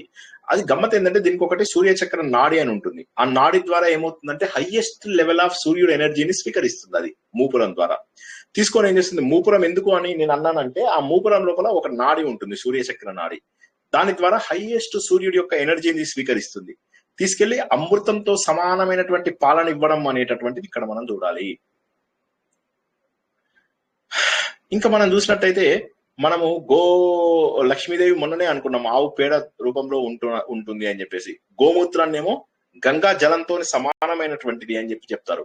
మన దేశీ గోవు నుంచి వచ్చేటటువంటి పంచగవ్యాలు, పాలు, పెరుగు, నెయ్యి, గోమయము, గోమూత్రం, వీటి ఆధారంగా చికిత్స ఉంటుంది మనకు. పంచగవ్య చికిత్స అని చెప్పేసి అంటారు. ఇది అంటే ఒకసారి ఆలోచిస్తే ఆశ్చర్యం అనిపిస్తుంది. మనం వెళ్ళి ప్రేమగా ఆవును కనుక కౌగిలించుకుంటే ముందు మానసిక ఒత్తిడి తగ్గిపోతుంది. మా ఫ్రెండ్ ఒక అతను ఉండేవాడు, అతను కొద్దిగా జాబు అది ఇది బెంగపడుతుండేవాడు. తర్వాత ఆవుల్ని పెంచడం మొదలెట్టాడు. ఎంత సంతోషం అంటే ఆవులు ఇలా బేబీస్, అవి బేబీస్ అయితే చాలా బాగుంటాయి. పెద్దవి కొద్దిగా భయం వేస్తాయి కానీ బేబీస్ చాలా బాగుంటాయి. అవి దగ్గరికి వెళ్తే ప్రేమలు చేయించుకుంటాయి చాలా. సో చాలా బాగుంటుంది అది. సో అందులోపల కెరోటిన్ అనేటటువంటి ఒక స్పెషల్ దీని వల్ల అందులోపల నెయ్యి అది కూడా కొద్దిగా వైట్ ఎల్లో కలర్ వస్తుంది. ఈ మధ్య కాలంలో ఏమైందంటే బయట కెమికల్స్ వీటిని వాడేసేసి ఆవులు లేకుండా ఆవు నెయ్యిల్ని తయారు చేస్తున్నారు. అదే మనకు మొన్న ఇక్కడ చేసింది ఏది, మన తిరుపతి లోపల వాడినటువంటి ఆవు నెయ్యి చూస్తే ఆవులు లేకుండా నెయ్యిని తయారు చేశారు. మామూలు కల్తీ నెయ్యి కాదు. మనం అందరం తిన్నాము ఆ లడ్డూలు. అదృష్టవశాత్తు ఒక గుడ్ న్యూస్ ఏంటంటే అట్లీస్ట్ ఆవుది కొవ్వు లేదు, అది మనకు సంతోషం. ఆర్టిఫిషియల్ కెమికల్స్ ఉన్నాయి, విషం ఉంది, అన్ని ఉన్నాయి, కానీ లక్కీగా ఏంటంటే ఆవు కొవ్వు లేదు. నేను మిమ్మల్ని ఎప్పుడు అంటునేవాడిని ఆవు కొవ్వు తిన్నారు మీరు అందరూ అని చెప్పి జోక్ చేస్తునేవాడిని కదా. ఇప్పుడు ఏంటంటే మనం ఎవ్వరము కూడా ఆవు కొవ్వు తినలేదు, అది ఒక గుడ్ న్యూస్. బ్యాడ్ న్యూస్ ఏంటంటే కెమికల్స్ బాగా తిన్నాము, కల్తీ అయింది, అది అట్లీస్ట్ ప్రూవ్ అయింది. అండ్ ఇంకోటి ఏంటంటే బీపీ తగ్గించుకోవడానికి గంగడోలు ఇందాక మనం చెప్పాం కదా, ఇట్లా ఆవిడ అన్నారు అని చెప్పి హై బీపీ తగ్గిపోతుంది. హై బీపీ ఇలా పైనుంచి కింది కంటే హై బీపీ తగ్గుతుంది, కింది నుంచి పై కంటే లో బీపీ తగ్గుతుందట. ఇవన్నీ ఆల్రెడీ చాలా వరకు ప్రూవేన్ అన్నమాట. గర్భిణీ స్త్రీలు ఉంటారు కదా, వాళ్ళు కనుక రాత్రిపూట కనుక పాలను చక్కగా తోడు పెట్టి వచ్చినటువంటి పెరుగుని చక్కగా సేవిస్తే మంచి తెలివైన పిల్లలు పుడతారట. అంటే శ్రీనివాస్ స్టూడెంట్స్ లాంటి వాళ్ళు కాదు, మంచి మంచి తెలివైన వాళ్ళు పుడతారు. సో వాళ్ళు చాలా పాలు లేకుండానే నెయ్యి తయారైంది. అక్కడ పాలు లేకుండానే నెయ్యి తయారైంది. అది అయిపోయింది. మీరు కొద్దిగా వెనకున్నారు. అవును, కరెక్టే. అది అయిపోయింది. ఇప్పుడు మనం అది అయిపోయి గర్భిణీ స్త్రీల దాకా వచ్చేసాం, మీరు ఇంకా వెనకున్నారు.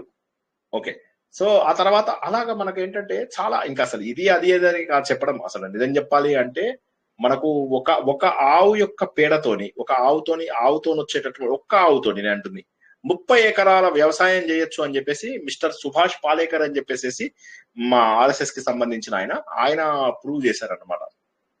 గోమూత్రం గోమయం తోటి జీవ అమృతం అని చెప్పేసి ఒక రకమైనటువంటి స్పెషల్ ఎరువులు తయారు చేస్తారు.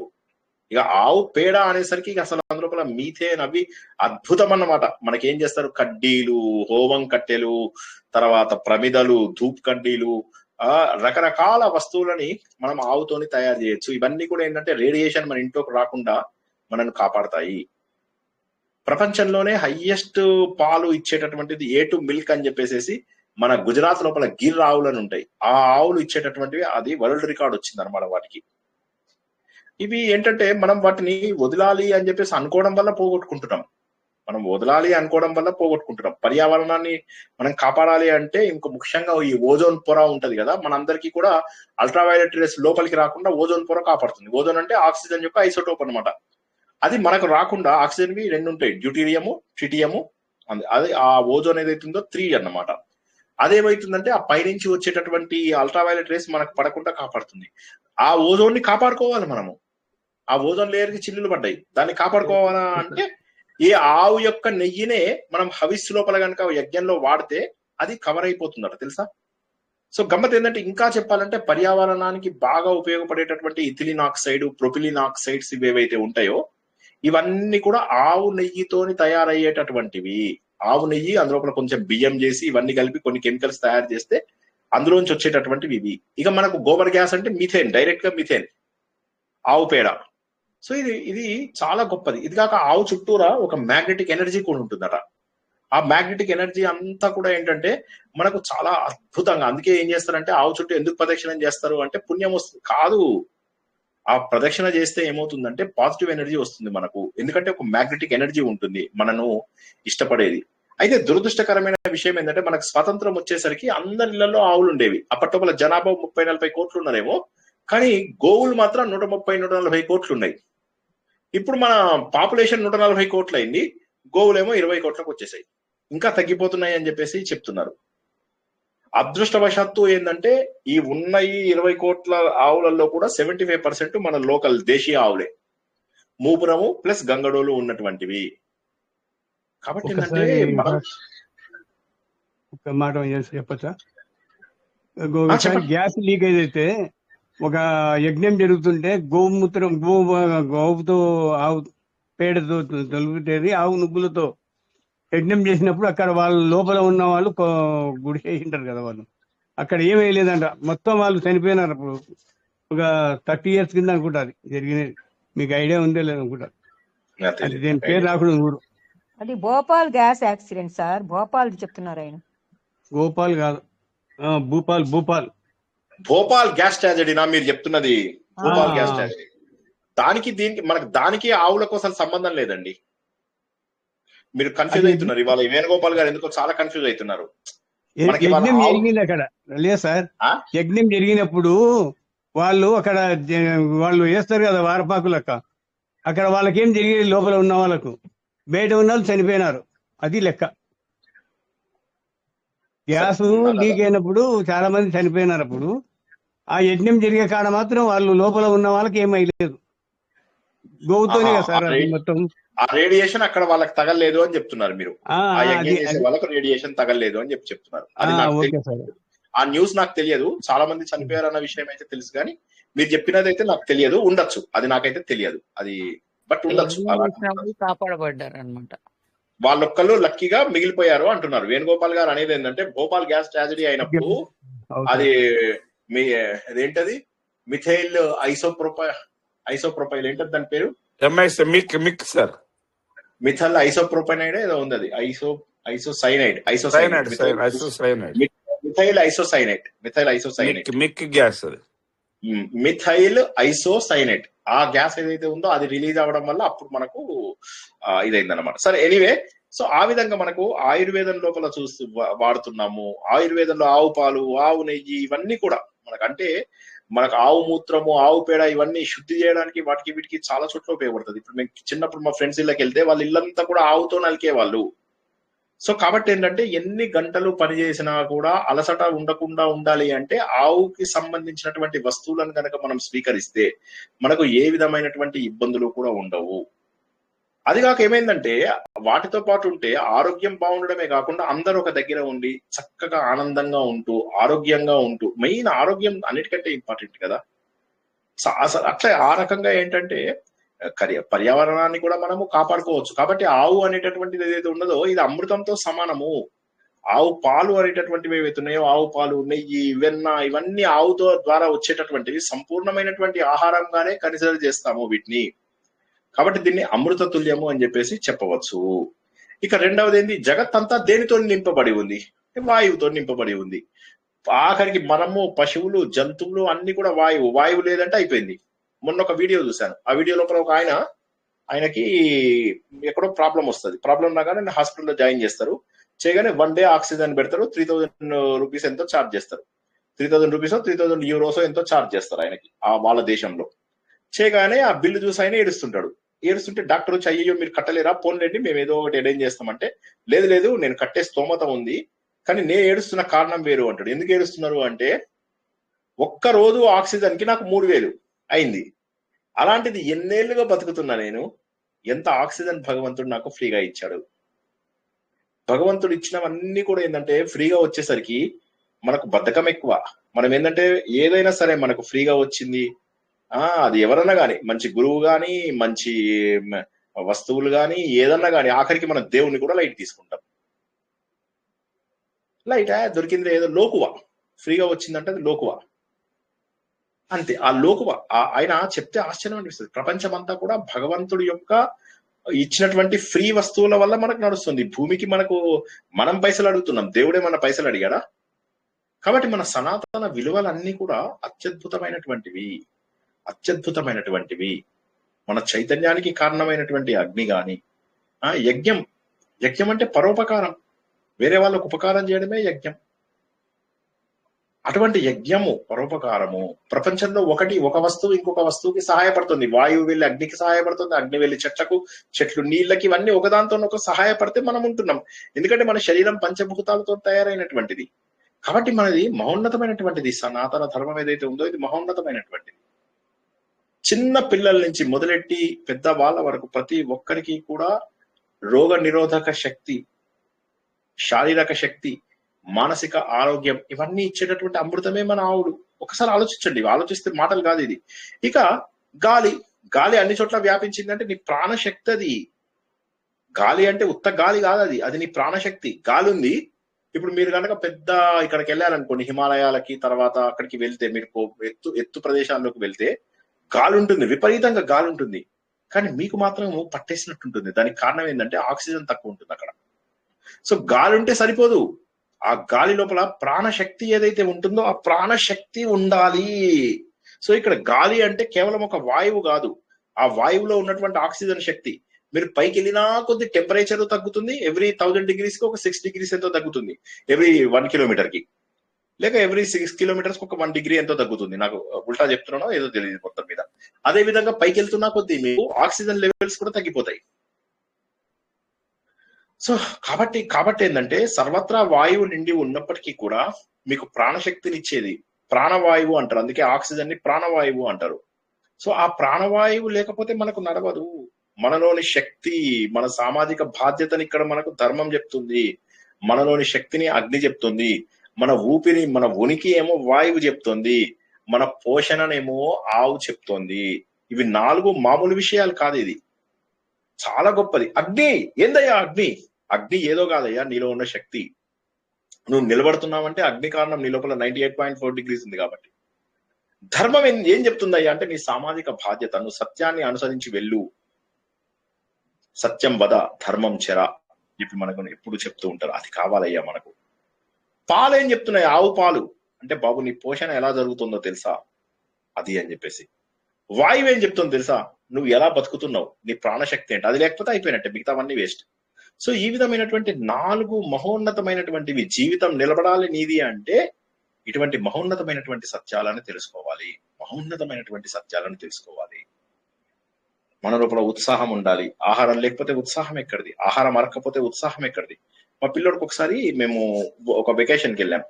వెళ్తే అక్కడ పిల్లోడు తినట్లేదు, ఎంత చేసినా తినట్లేదు. వాడు కొద్దిగా జలుబు ఉందేమో అనుకుని ఇక్కడ డాక్టర్ని అడిగితే పర్వాలేదులే, జలుబు తగ్గిపోతుంది అన్నట్టుగా చెప్పాడు. తీరా చూస్తే న్యూమోనియాలోకి దిగింది. అందువల్ల పిల్లోడు మామూలు టైంలో ఎంతో ఇష్టంగా తినే వస్తువులు కూడా తినడం లేదన్నమాట. సో అంటే ఏమవుతుంది, మన లోపల సరైనటువంటి ఆ ఆక్సిజన్ బ్రేక్ డౌన్, ఆ టెంపరేచర్ ఇవన్నీ సరిగా మెయింటైన్ కాకపోతే మన లోపల ఉత్సాహం ఉండదు, చైతన్యం మందగిస్తుంది. ఎప్పుడు స్విమ్మింగ్ పూల్ లో దిగి ఇష్టం వచ్చినట్టుగా ఈత కొట్టే మా కొడుకు నన్ను మా డాటర్ని చూసి ఓకే డాడ్ అని వెళ్ళిపోయేవాడు లోపలికి. మాకు అక్కడ భయం వేసింది, ఎందుకు ఇట్లా ఇంత డల్గా ఉన్నాడు అని చెప్పి. సో దీన్ని బట్టి ఏమర్థమవుతుంది అంటే, మనకు ఏదైతే ఫ్రీ అని చెప్పేసి మనం ఇంత అనుకుంటున్నామో అది కాదు. భగవంతుడి యొక్క చైతన్యం మనకి ఇచ్చాడు, అది దానికి మనము కృతజ్ఞత చూపించాలి. ధర్మం, సత్యం ఎప్పుడు మాట్లాడాలి, సత్యం ఎప్పుడూ ఉండాలి. ఎందుకంటే ఒక నియమం మనకు కావాలి. ధర్మం మన కుటుంబాన్ని నిలబెడుతుంది, మన సమాజాన్ని నిలబెడుతుంది. నాకు ఇష్టం వచ్చినట్టు నేను చేస్తాను, నీకు ఇష్టం వచ్చినట్టు నువ్వు చెయ్యి అంటే, లేదా అందరు ఇట్లాగే చేయని నేను ఒక్కడిని ఇలా చేస్తే ఏమవుతుందిలే అని. ఓ రాదు అడిగాడట, నాకు రేపు పాలు కావాలి అని చెప్పి పెద్ద గంగాలం బయట పెట్టాడట. ప్రతి ఒక్కడు ఏం చేశాడట, నేను ఒక్కడిని నీళ్లు పోస్తే ఏమైందిలే అని చెప్పి ప్రతి ఒక్కడు నీళ్లు పోయడం మొదలెట్టాడట.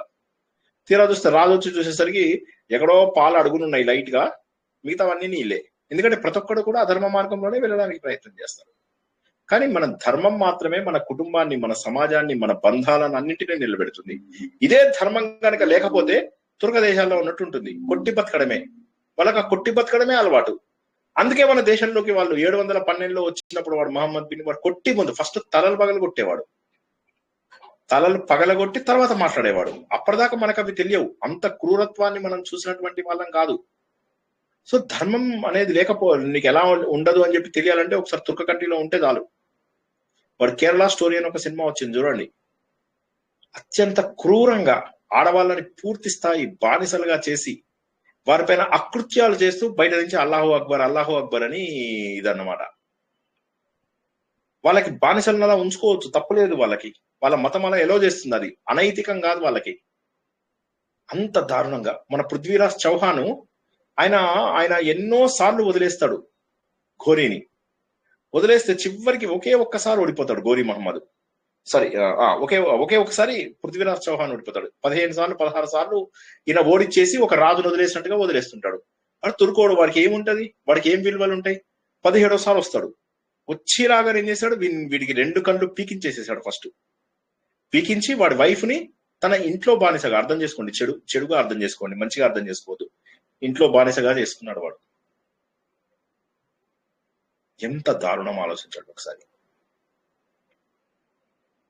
ఎంత క్రూరులు ఆలోచించండి. కాబట్టి ధర్మం లేకపోతే ఏమవుతుంది అంటే, నీకు తెలుసు ఏమవుతుందో క్లియర్ గా నీ ముందు ఎగ్జాంపుల్స్ ఉన్నాయి.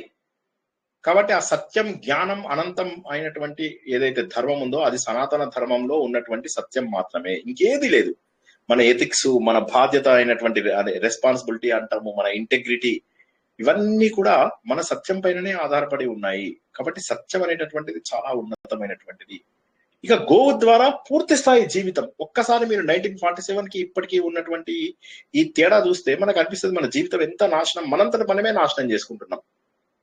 కెమికల్స్ తోటి మన శరీరాన్ని అంతా నింపుకుంటున్నాం. మన పంటలు కెమికల్సే, మనకు వచ్చే పాలు కెమికల్సే, మనకు వచ్చే పెరుగు కెమికల్సే, మనం తినే లడ్డు కూడా కెమికలే. సో మాతృత్వ భావన పోయింది, మానసిక చింతలు ఎక్కువైపోయినాయి. ఆవుని గట్టిగా కౌగులించుకుంటే అది ఎంత ప్రేమగా ఉంటుంది. ఒకసారి ఏదో వీడియో చూశాను, ఆ వీడియో లోపల ఆవు కోపం వచ్చింది, అది అలిగింది. దాన్ని తిరిగితే అది అలిగింది అన్నమాట. అది ఎంత బాగుంది అసలు, ఇమాజిన్ చేసుకోండి. మన ఇంట్లో మనిషిలాగా మనకి అన్ని రకాల పోషణలు చేస్తూ, మా తాతగారు 4-5 ఆవులు పెంచేవారు అనమాట. అవి పాలు ఇవ్వనప్పుడు కూడా ఆయన వాటిని పోషించారు. ఒక్కదాన్ని కూడా కబేలాకి అమ్మలేదు మా తాతగారు.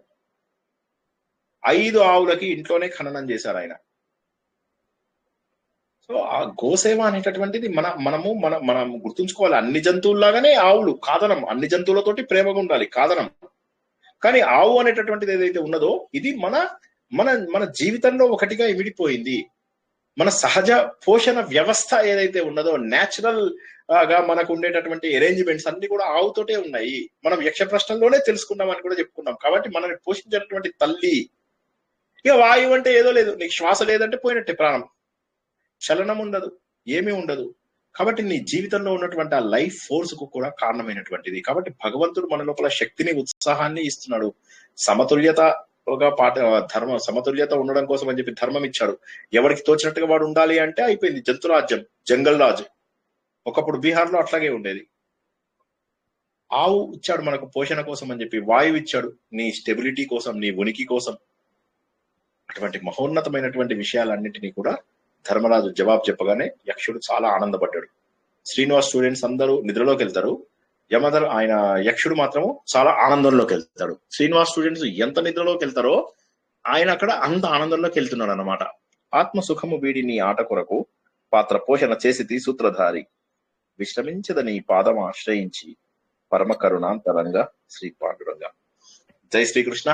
అదృష్టవశాత్తు ఇవాళ టెలిగ్రామ్ కూడా ఏం సతాయించలేదు. సో అదొక పడుకోలేదు సార్. అసలు ఆవు గురించి చెప్పింది చాలా మైమర్చి వింటున్నాం సార్. ఆనందంతో కళ్ళు మూసుకొని ఇమాజినేషన్ చేసుకుంటుంది సార్. ఆవు నెయ్యి కూడా నరాల బలహీనత ఉన్నప్పుడు పిల్లలకి గాని పెద్దవాళ్ళకి గాని నర్వస్ సిస్టమ్ వాటికి కూడా ఆవు నెయ్యి మంచిది అంటారు సార్. మిరియాలు, ఆవు నెయ్యి నరాల బలహీనతకి బెస్ట్ మెడిసిన్ అంటారు. గోమూత్రం కూడా సార్, గోమూత్రం కూడా తాగొస్తుంటారు, రోగాలకు మంచిది. గోమూత్రం మనం ఏదైనా శౌచం వచ్చినప్పుడు కూడా ఇంట్లో చల్లుతారు గోమూత్రం.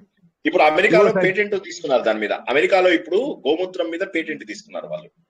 వాళ్ళకి తెలిసిపోయినాయి ఇప్పుడు మన సీక్రెట్స్ అన్ని వాళ్ళకి తెలిసి ఇప్పుడు గోమూత్రం పైన అమెరికాలో పేటెంట్ ఉంది. అమెరికాలో మీరు అమ్ముతారు గోమూత్రాన్ని. కావాలంటే ఆన్లైన్ లోకి వెళ్ళి చూడండి మీరు. నేను జోక్ చేస్తలేను, సీరియస్ ఉంది. నేను చెప్పినది మీకు ఐడియా లేదు. 40 years కింద అనుకుంటాను నేను. భూపాల్ గ్యాస్ చాలా వేల మంది చనిపోయినారు. అదే చెప్పానండి. మీరు అన్న పాయింట్ అర్థమైంది. అది మిథైల్ ఐసోసైనేట్ అని చెప్పేసి అదొక విషము. అది మొత్తం ఊరంతా వ్యాపించి అందరూ చనిపోయారు.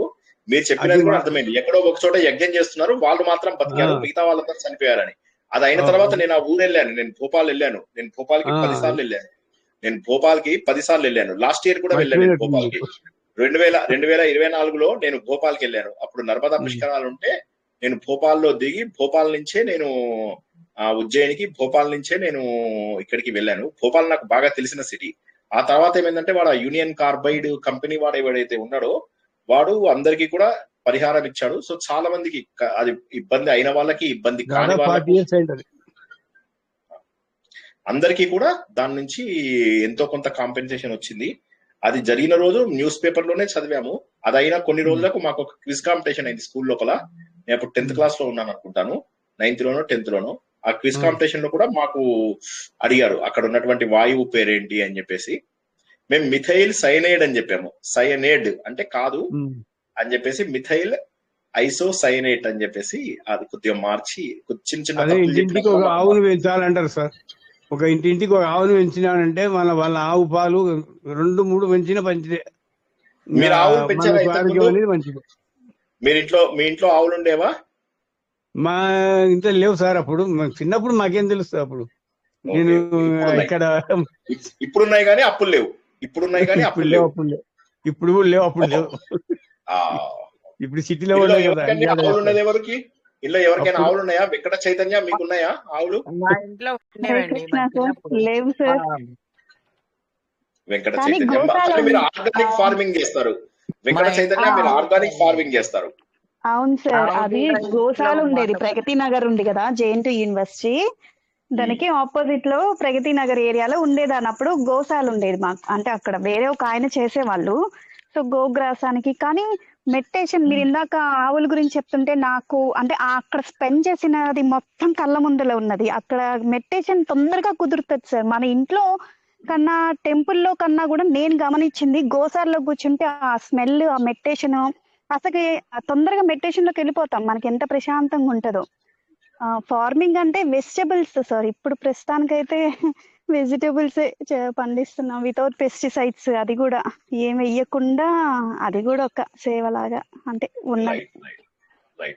గోవులు అంటే అది మీ దగ్గర లేవు. Okay okay. మనీ మేడం మీ ఇంట్లో ఉన్నాయని చెప్తున్నారా? మా ఇంట్లో ఉండేదండి, అమ్మ వాళ్ళ ఇంట్లో ఉండేది. ఇంట్లో పిల్లలాగానే తిరిగేదండి ఆవు దూడ. గంగాని పెట్టుకున్నాము. గంగా రా అంటే వచ్చేసేది. గంగా అంటే చాలా నెలల వరకు వేరే ఆవు కూడా వచ్చి రొట్టె పెట్టేదాకా ఉండేదండి. రొట్టె పెడితే తినేసి వెళ్ళిపోయేది. ఎంత పొమ్మన్నా పోయేది అదే ఆ కాదండి. అది పిల్లలకి పెట్టే వరకు కూడా ఆగేది అక్కడే. గోశాల పోయి చిన్న ఒక గంట గంట కూర్చుంటే రోగాలు భలే రావు సార్. ఉండేది. గోశాల ఉంది కదా, గోశాల పోయి అదే మనం ఒక గంట సేపు స్పెండ్ చేసినామంటే చాలా మంచిది అని చెప్పాను విన్నాను. అదే మీరు అందరూ కూడా మా ఆర్ఎస్ఎస్ గోసేవ ఇవి ఉన్నవి వెళ్ళండి. నేను మా ఆర్ఎస్ఎస్ ఒక క్విజ్ ఉంది, ఆ క్విజ్ కాంపిటీషన్ కూడా పంపిస్తాను, మీరు నింపండి. నేను ఆ క్విజ్ పంపిస్తాను కొద్దిసేపటి లోపల. ఇవాళ కాకపోతే రేపు కాకపోతే సార్ ఎక్కడున్నదండి ఎలా తెలుస్తుంది?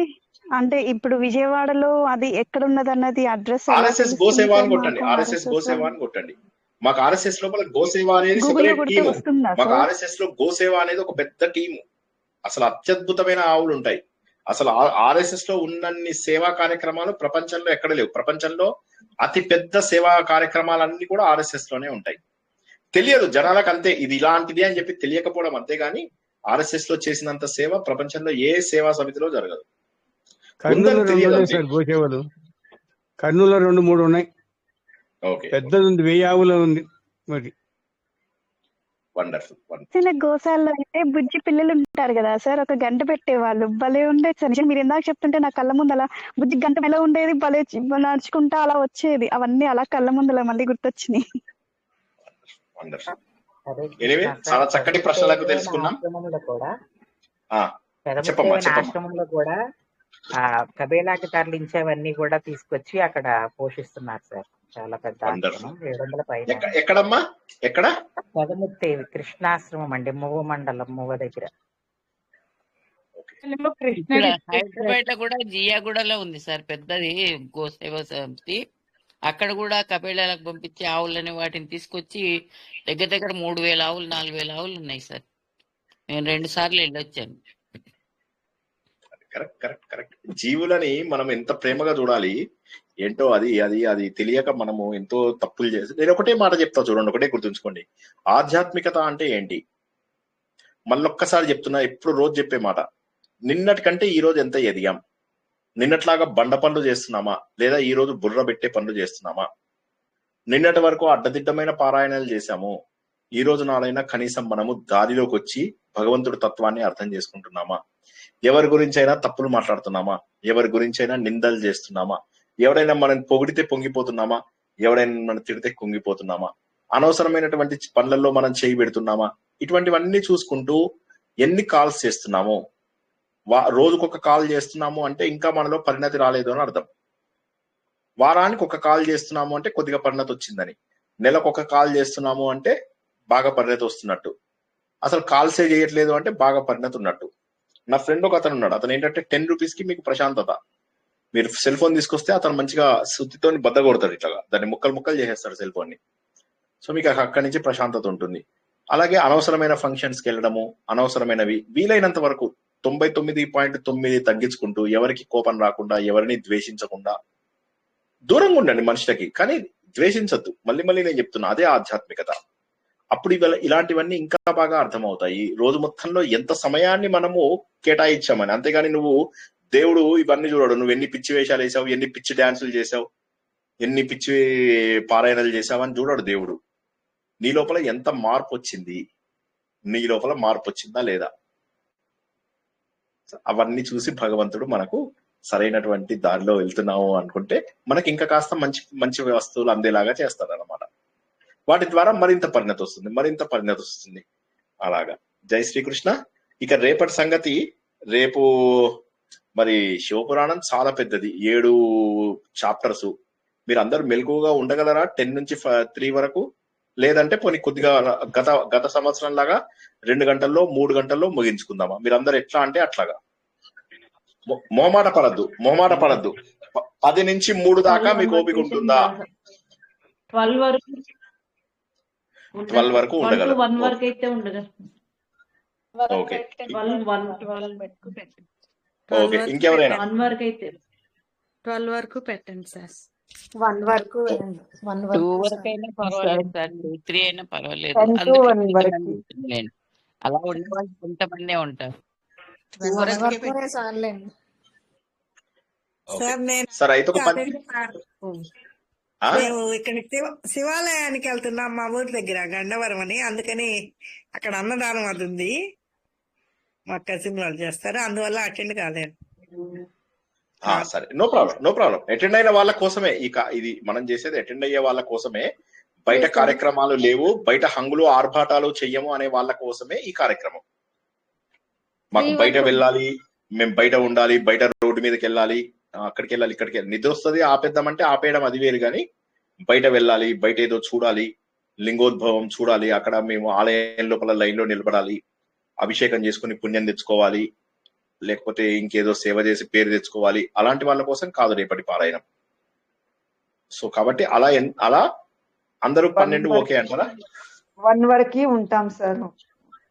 ఓకే, సో సరే అయితే ఒక పని చేద్దాం. 1 వరకు ఓకే సార్. సౌజన్య గారు 12 to 1 అంటే ఏంటి? 12కి స్టార్ట్ చేసి 1 గంట క్లోజ్ చేయమంటారా మీరు? Sir 12 hour 1 sir, 12 hour 1. Maximum 1 గంటకు నిద్రపోతారు, లేకపోతే 12కి నిద్రపోతారు, అంతే కదా? అట్లాగా సార్, 10 నుంచి 1 వరకు సార్. అది సరే, ఒక పని చేద్దాం అయితే. మనం ఏం చేద్దామంటే రేపు కిరాతార్జుని అని చెప్పుకోవద్దు, రేపు డైరెక్ట్ గా మనము శివపురాణంతో ప్రారంభించుకుందాం, ఓకేనా? లాస్ట్ ఇయర్ చెప్పుకున్నట్టుగా 2 నుంచి 3 గంటల పాటు ఎంత అయితే అంత చెప్పుకుందాం. ఎందుకంటే మొత్తం శివపురాణం చెప్పాలంటే ఖచ్చితంగా 5-6 గంటల పై మాటే గానీ తక్కువ అవ్వదు. ఎందుకంటే శివపురాణంలో చాలా ఉన్నాయి.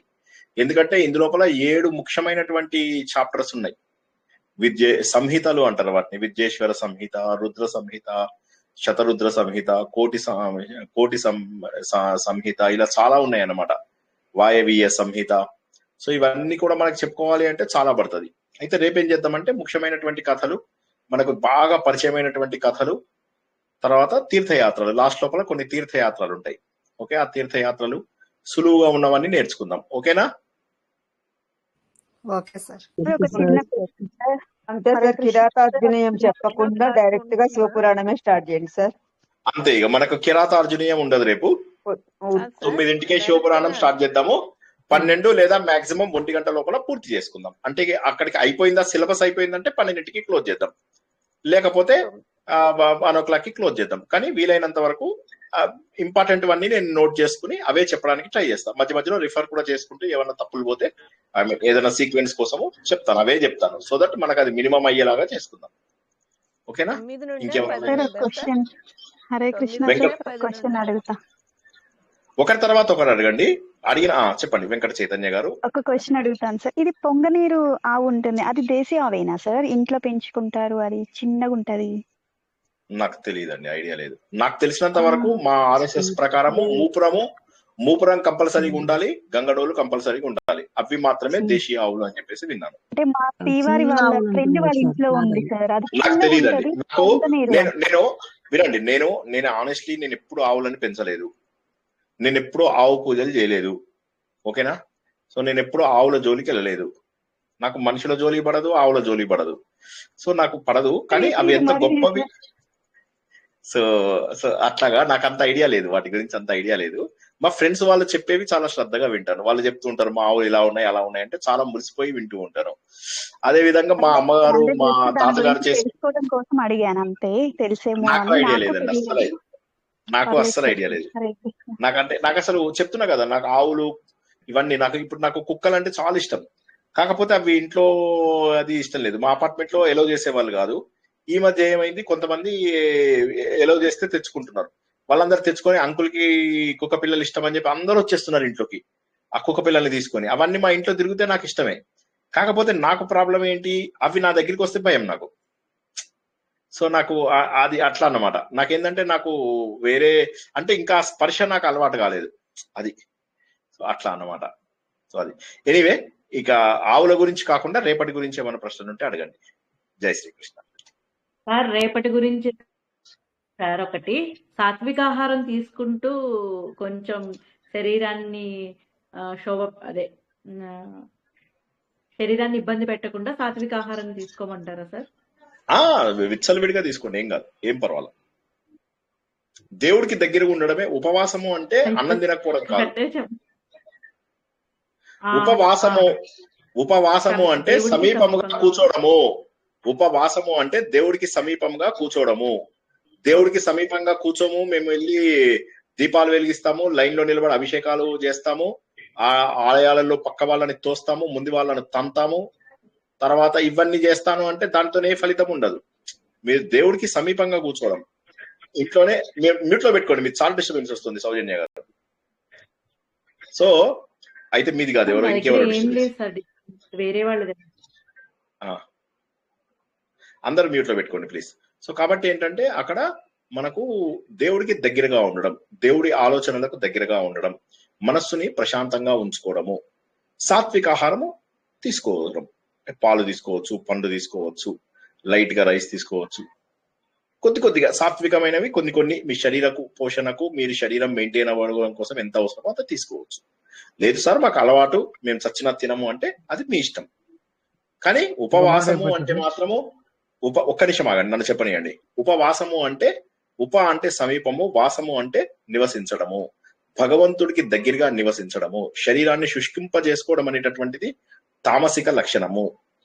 కాబట్టి తినాలి అనిపించిన వాళ్ళు తినండి, ఏం పర్వాలేదు. దానివల్ల మీకు ఏ చెడు రాదు. ఏ రకమైన భగవంతుడికి కోపం వచ్చి కోట్లాది కోట్ల, వందల కోట్ల, లక్షల కోట్ల, కోట్ల జీవరాశులలో మిమ్మల్ని పట్టుకొని ఈడ ఉపవాసం లేదు అని చెప్పేసి మిమ్మల్ని పట్టుకొని హింసించాడు. దేవుడేమి శాడిస్ట్ కాదు.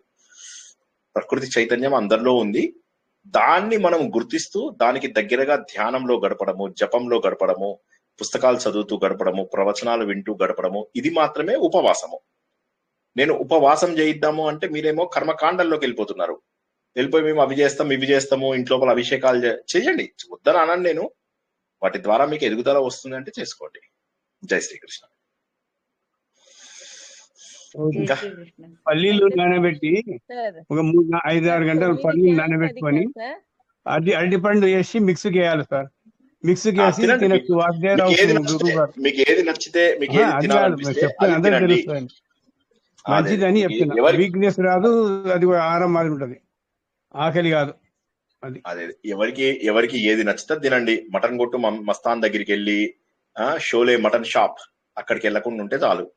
సండే కదా, చాలా మందికి షోలే మటన్ షాప్ కి వెళ్ళడం, అక్కడ తుర్కోళ్ళందరూ కూర్చుంటారు, వరుసగా కూర్చొని కట్ చేస్తూ ఉంటారు. అక్కడికి వెళ్ళకుండా ఉంటే చాలు.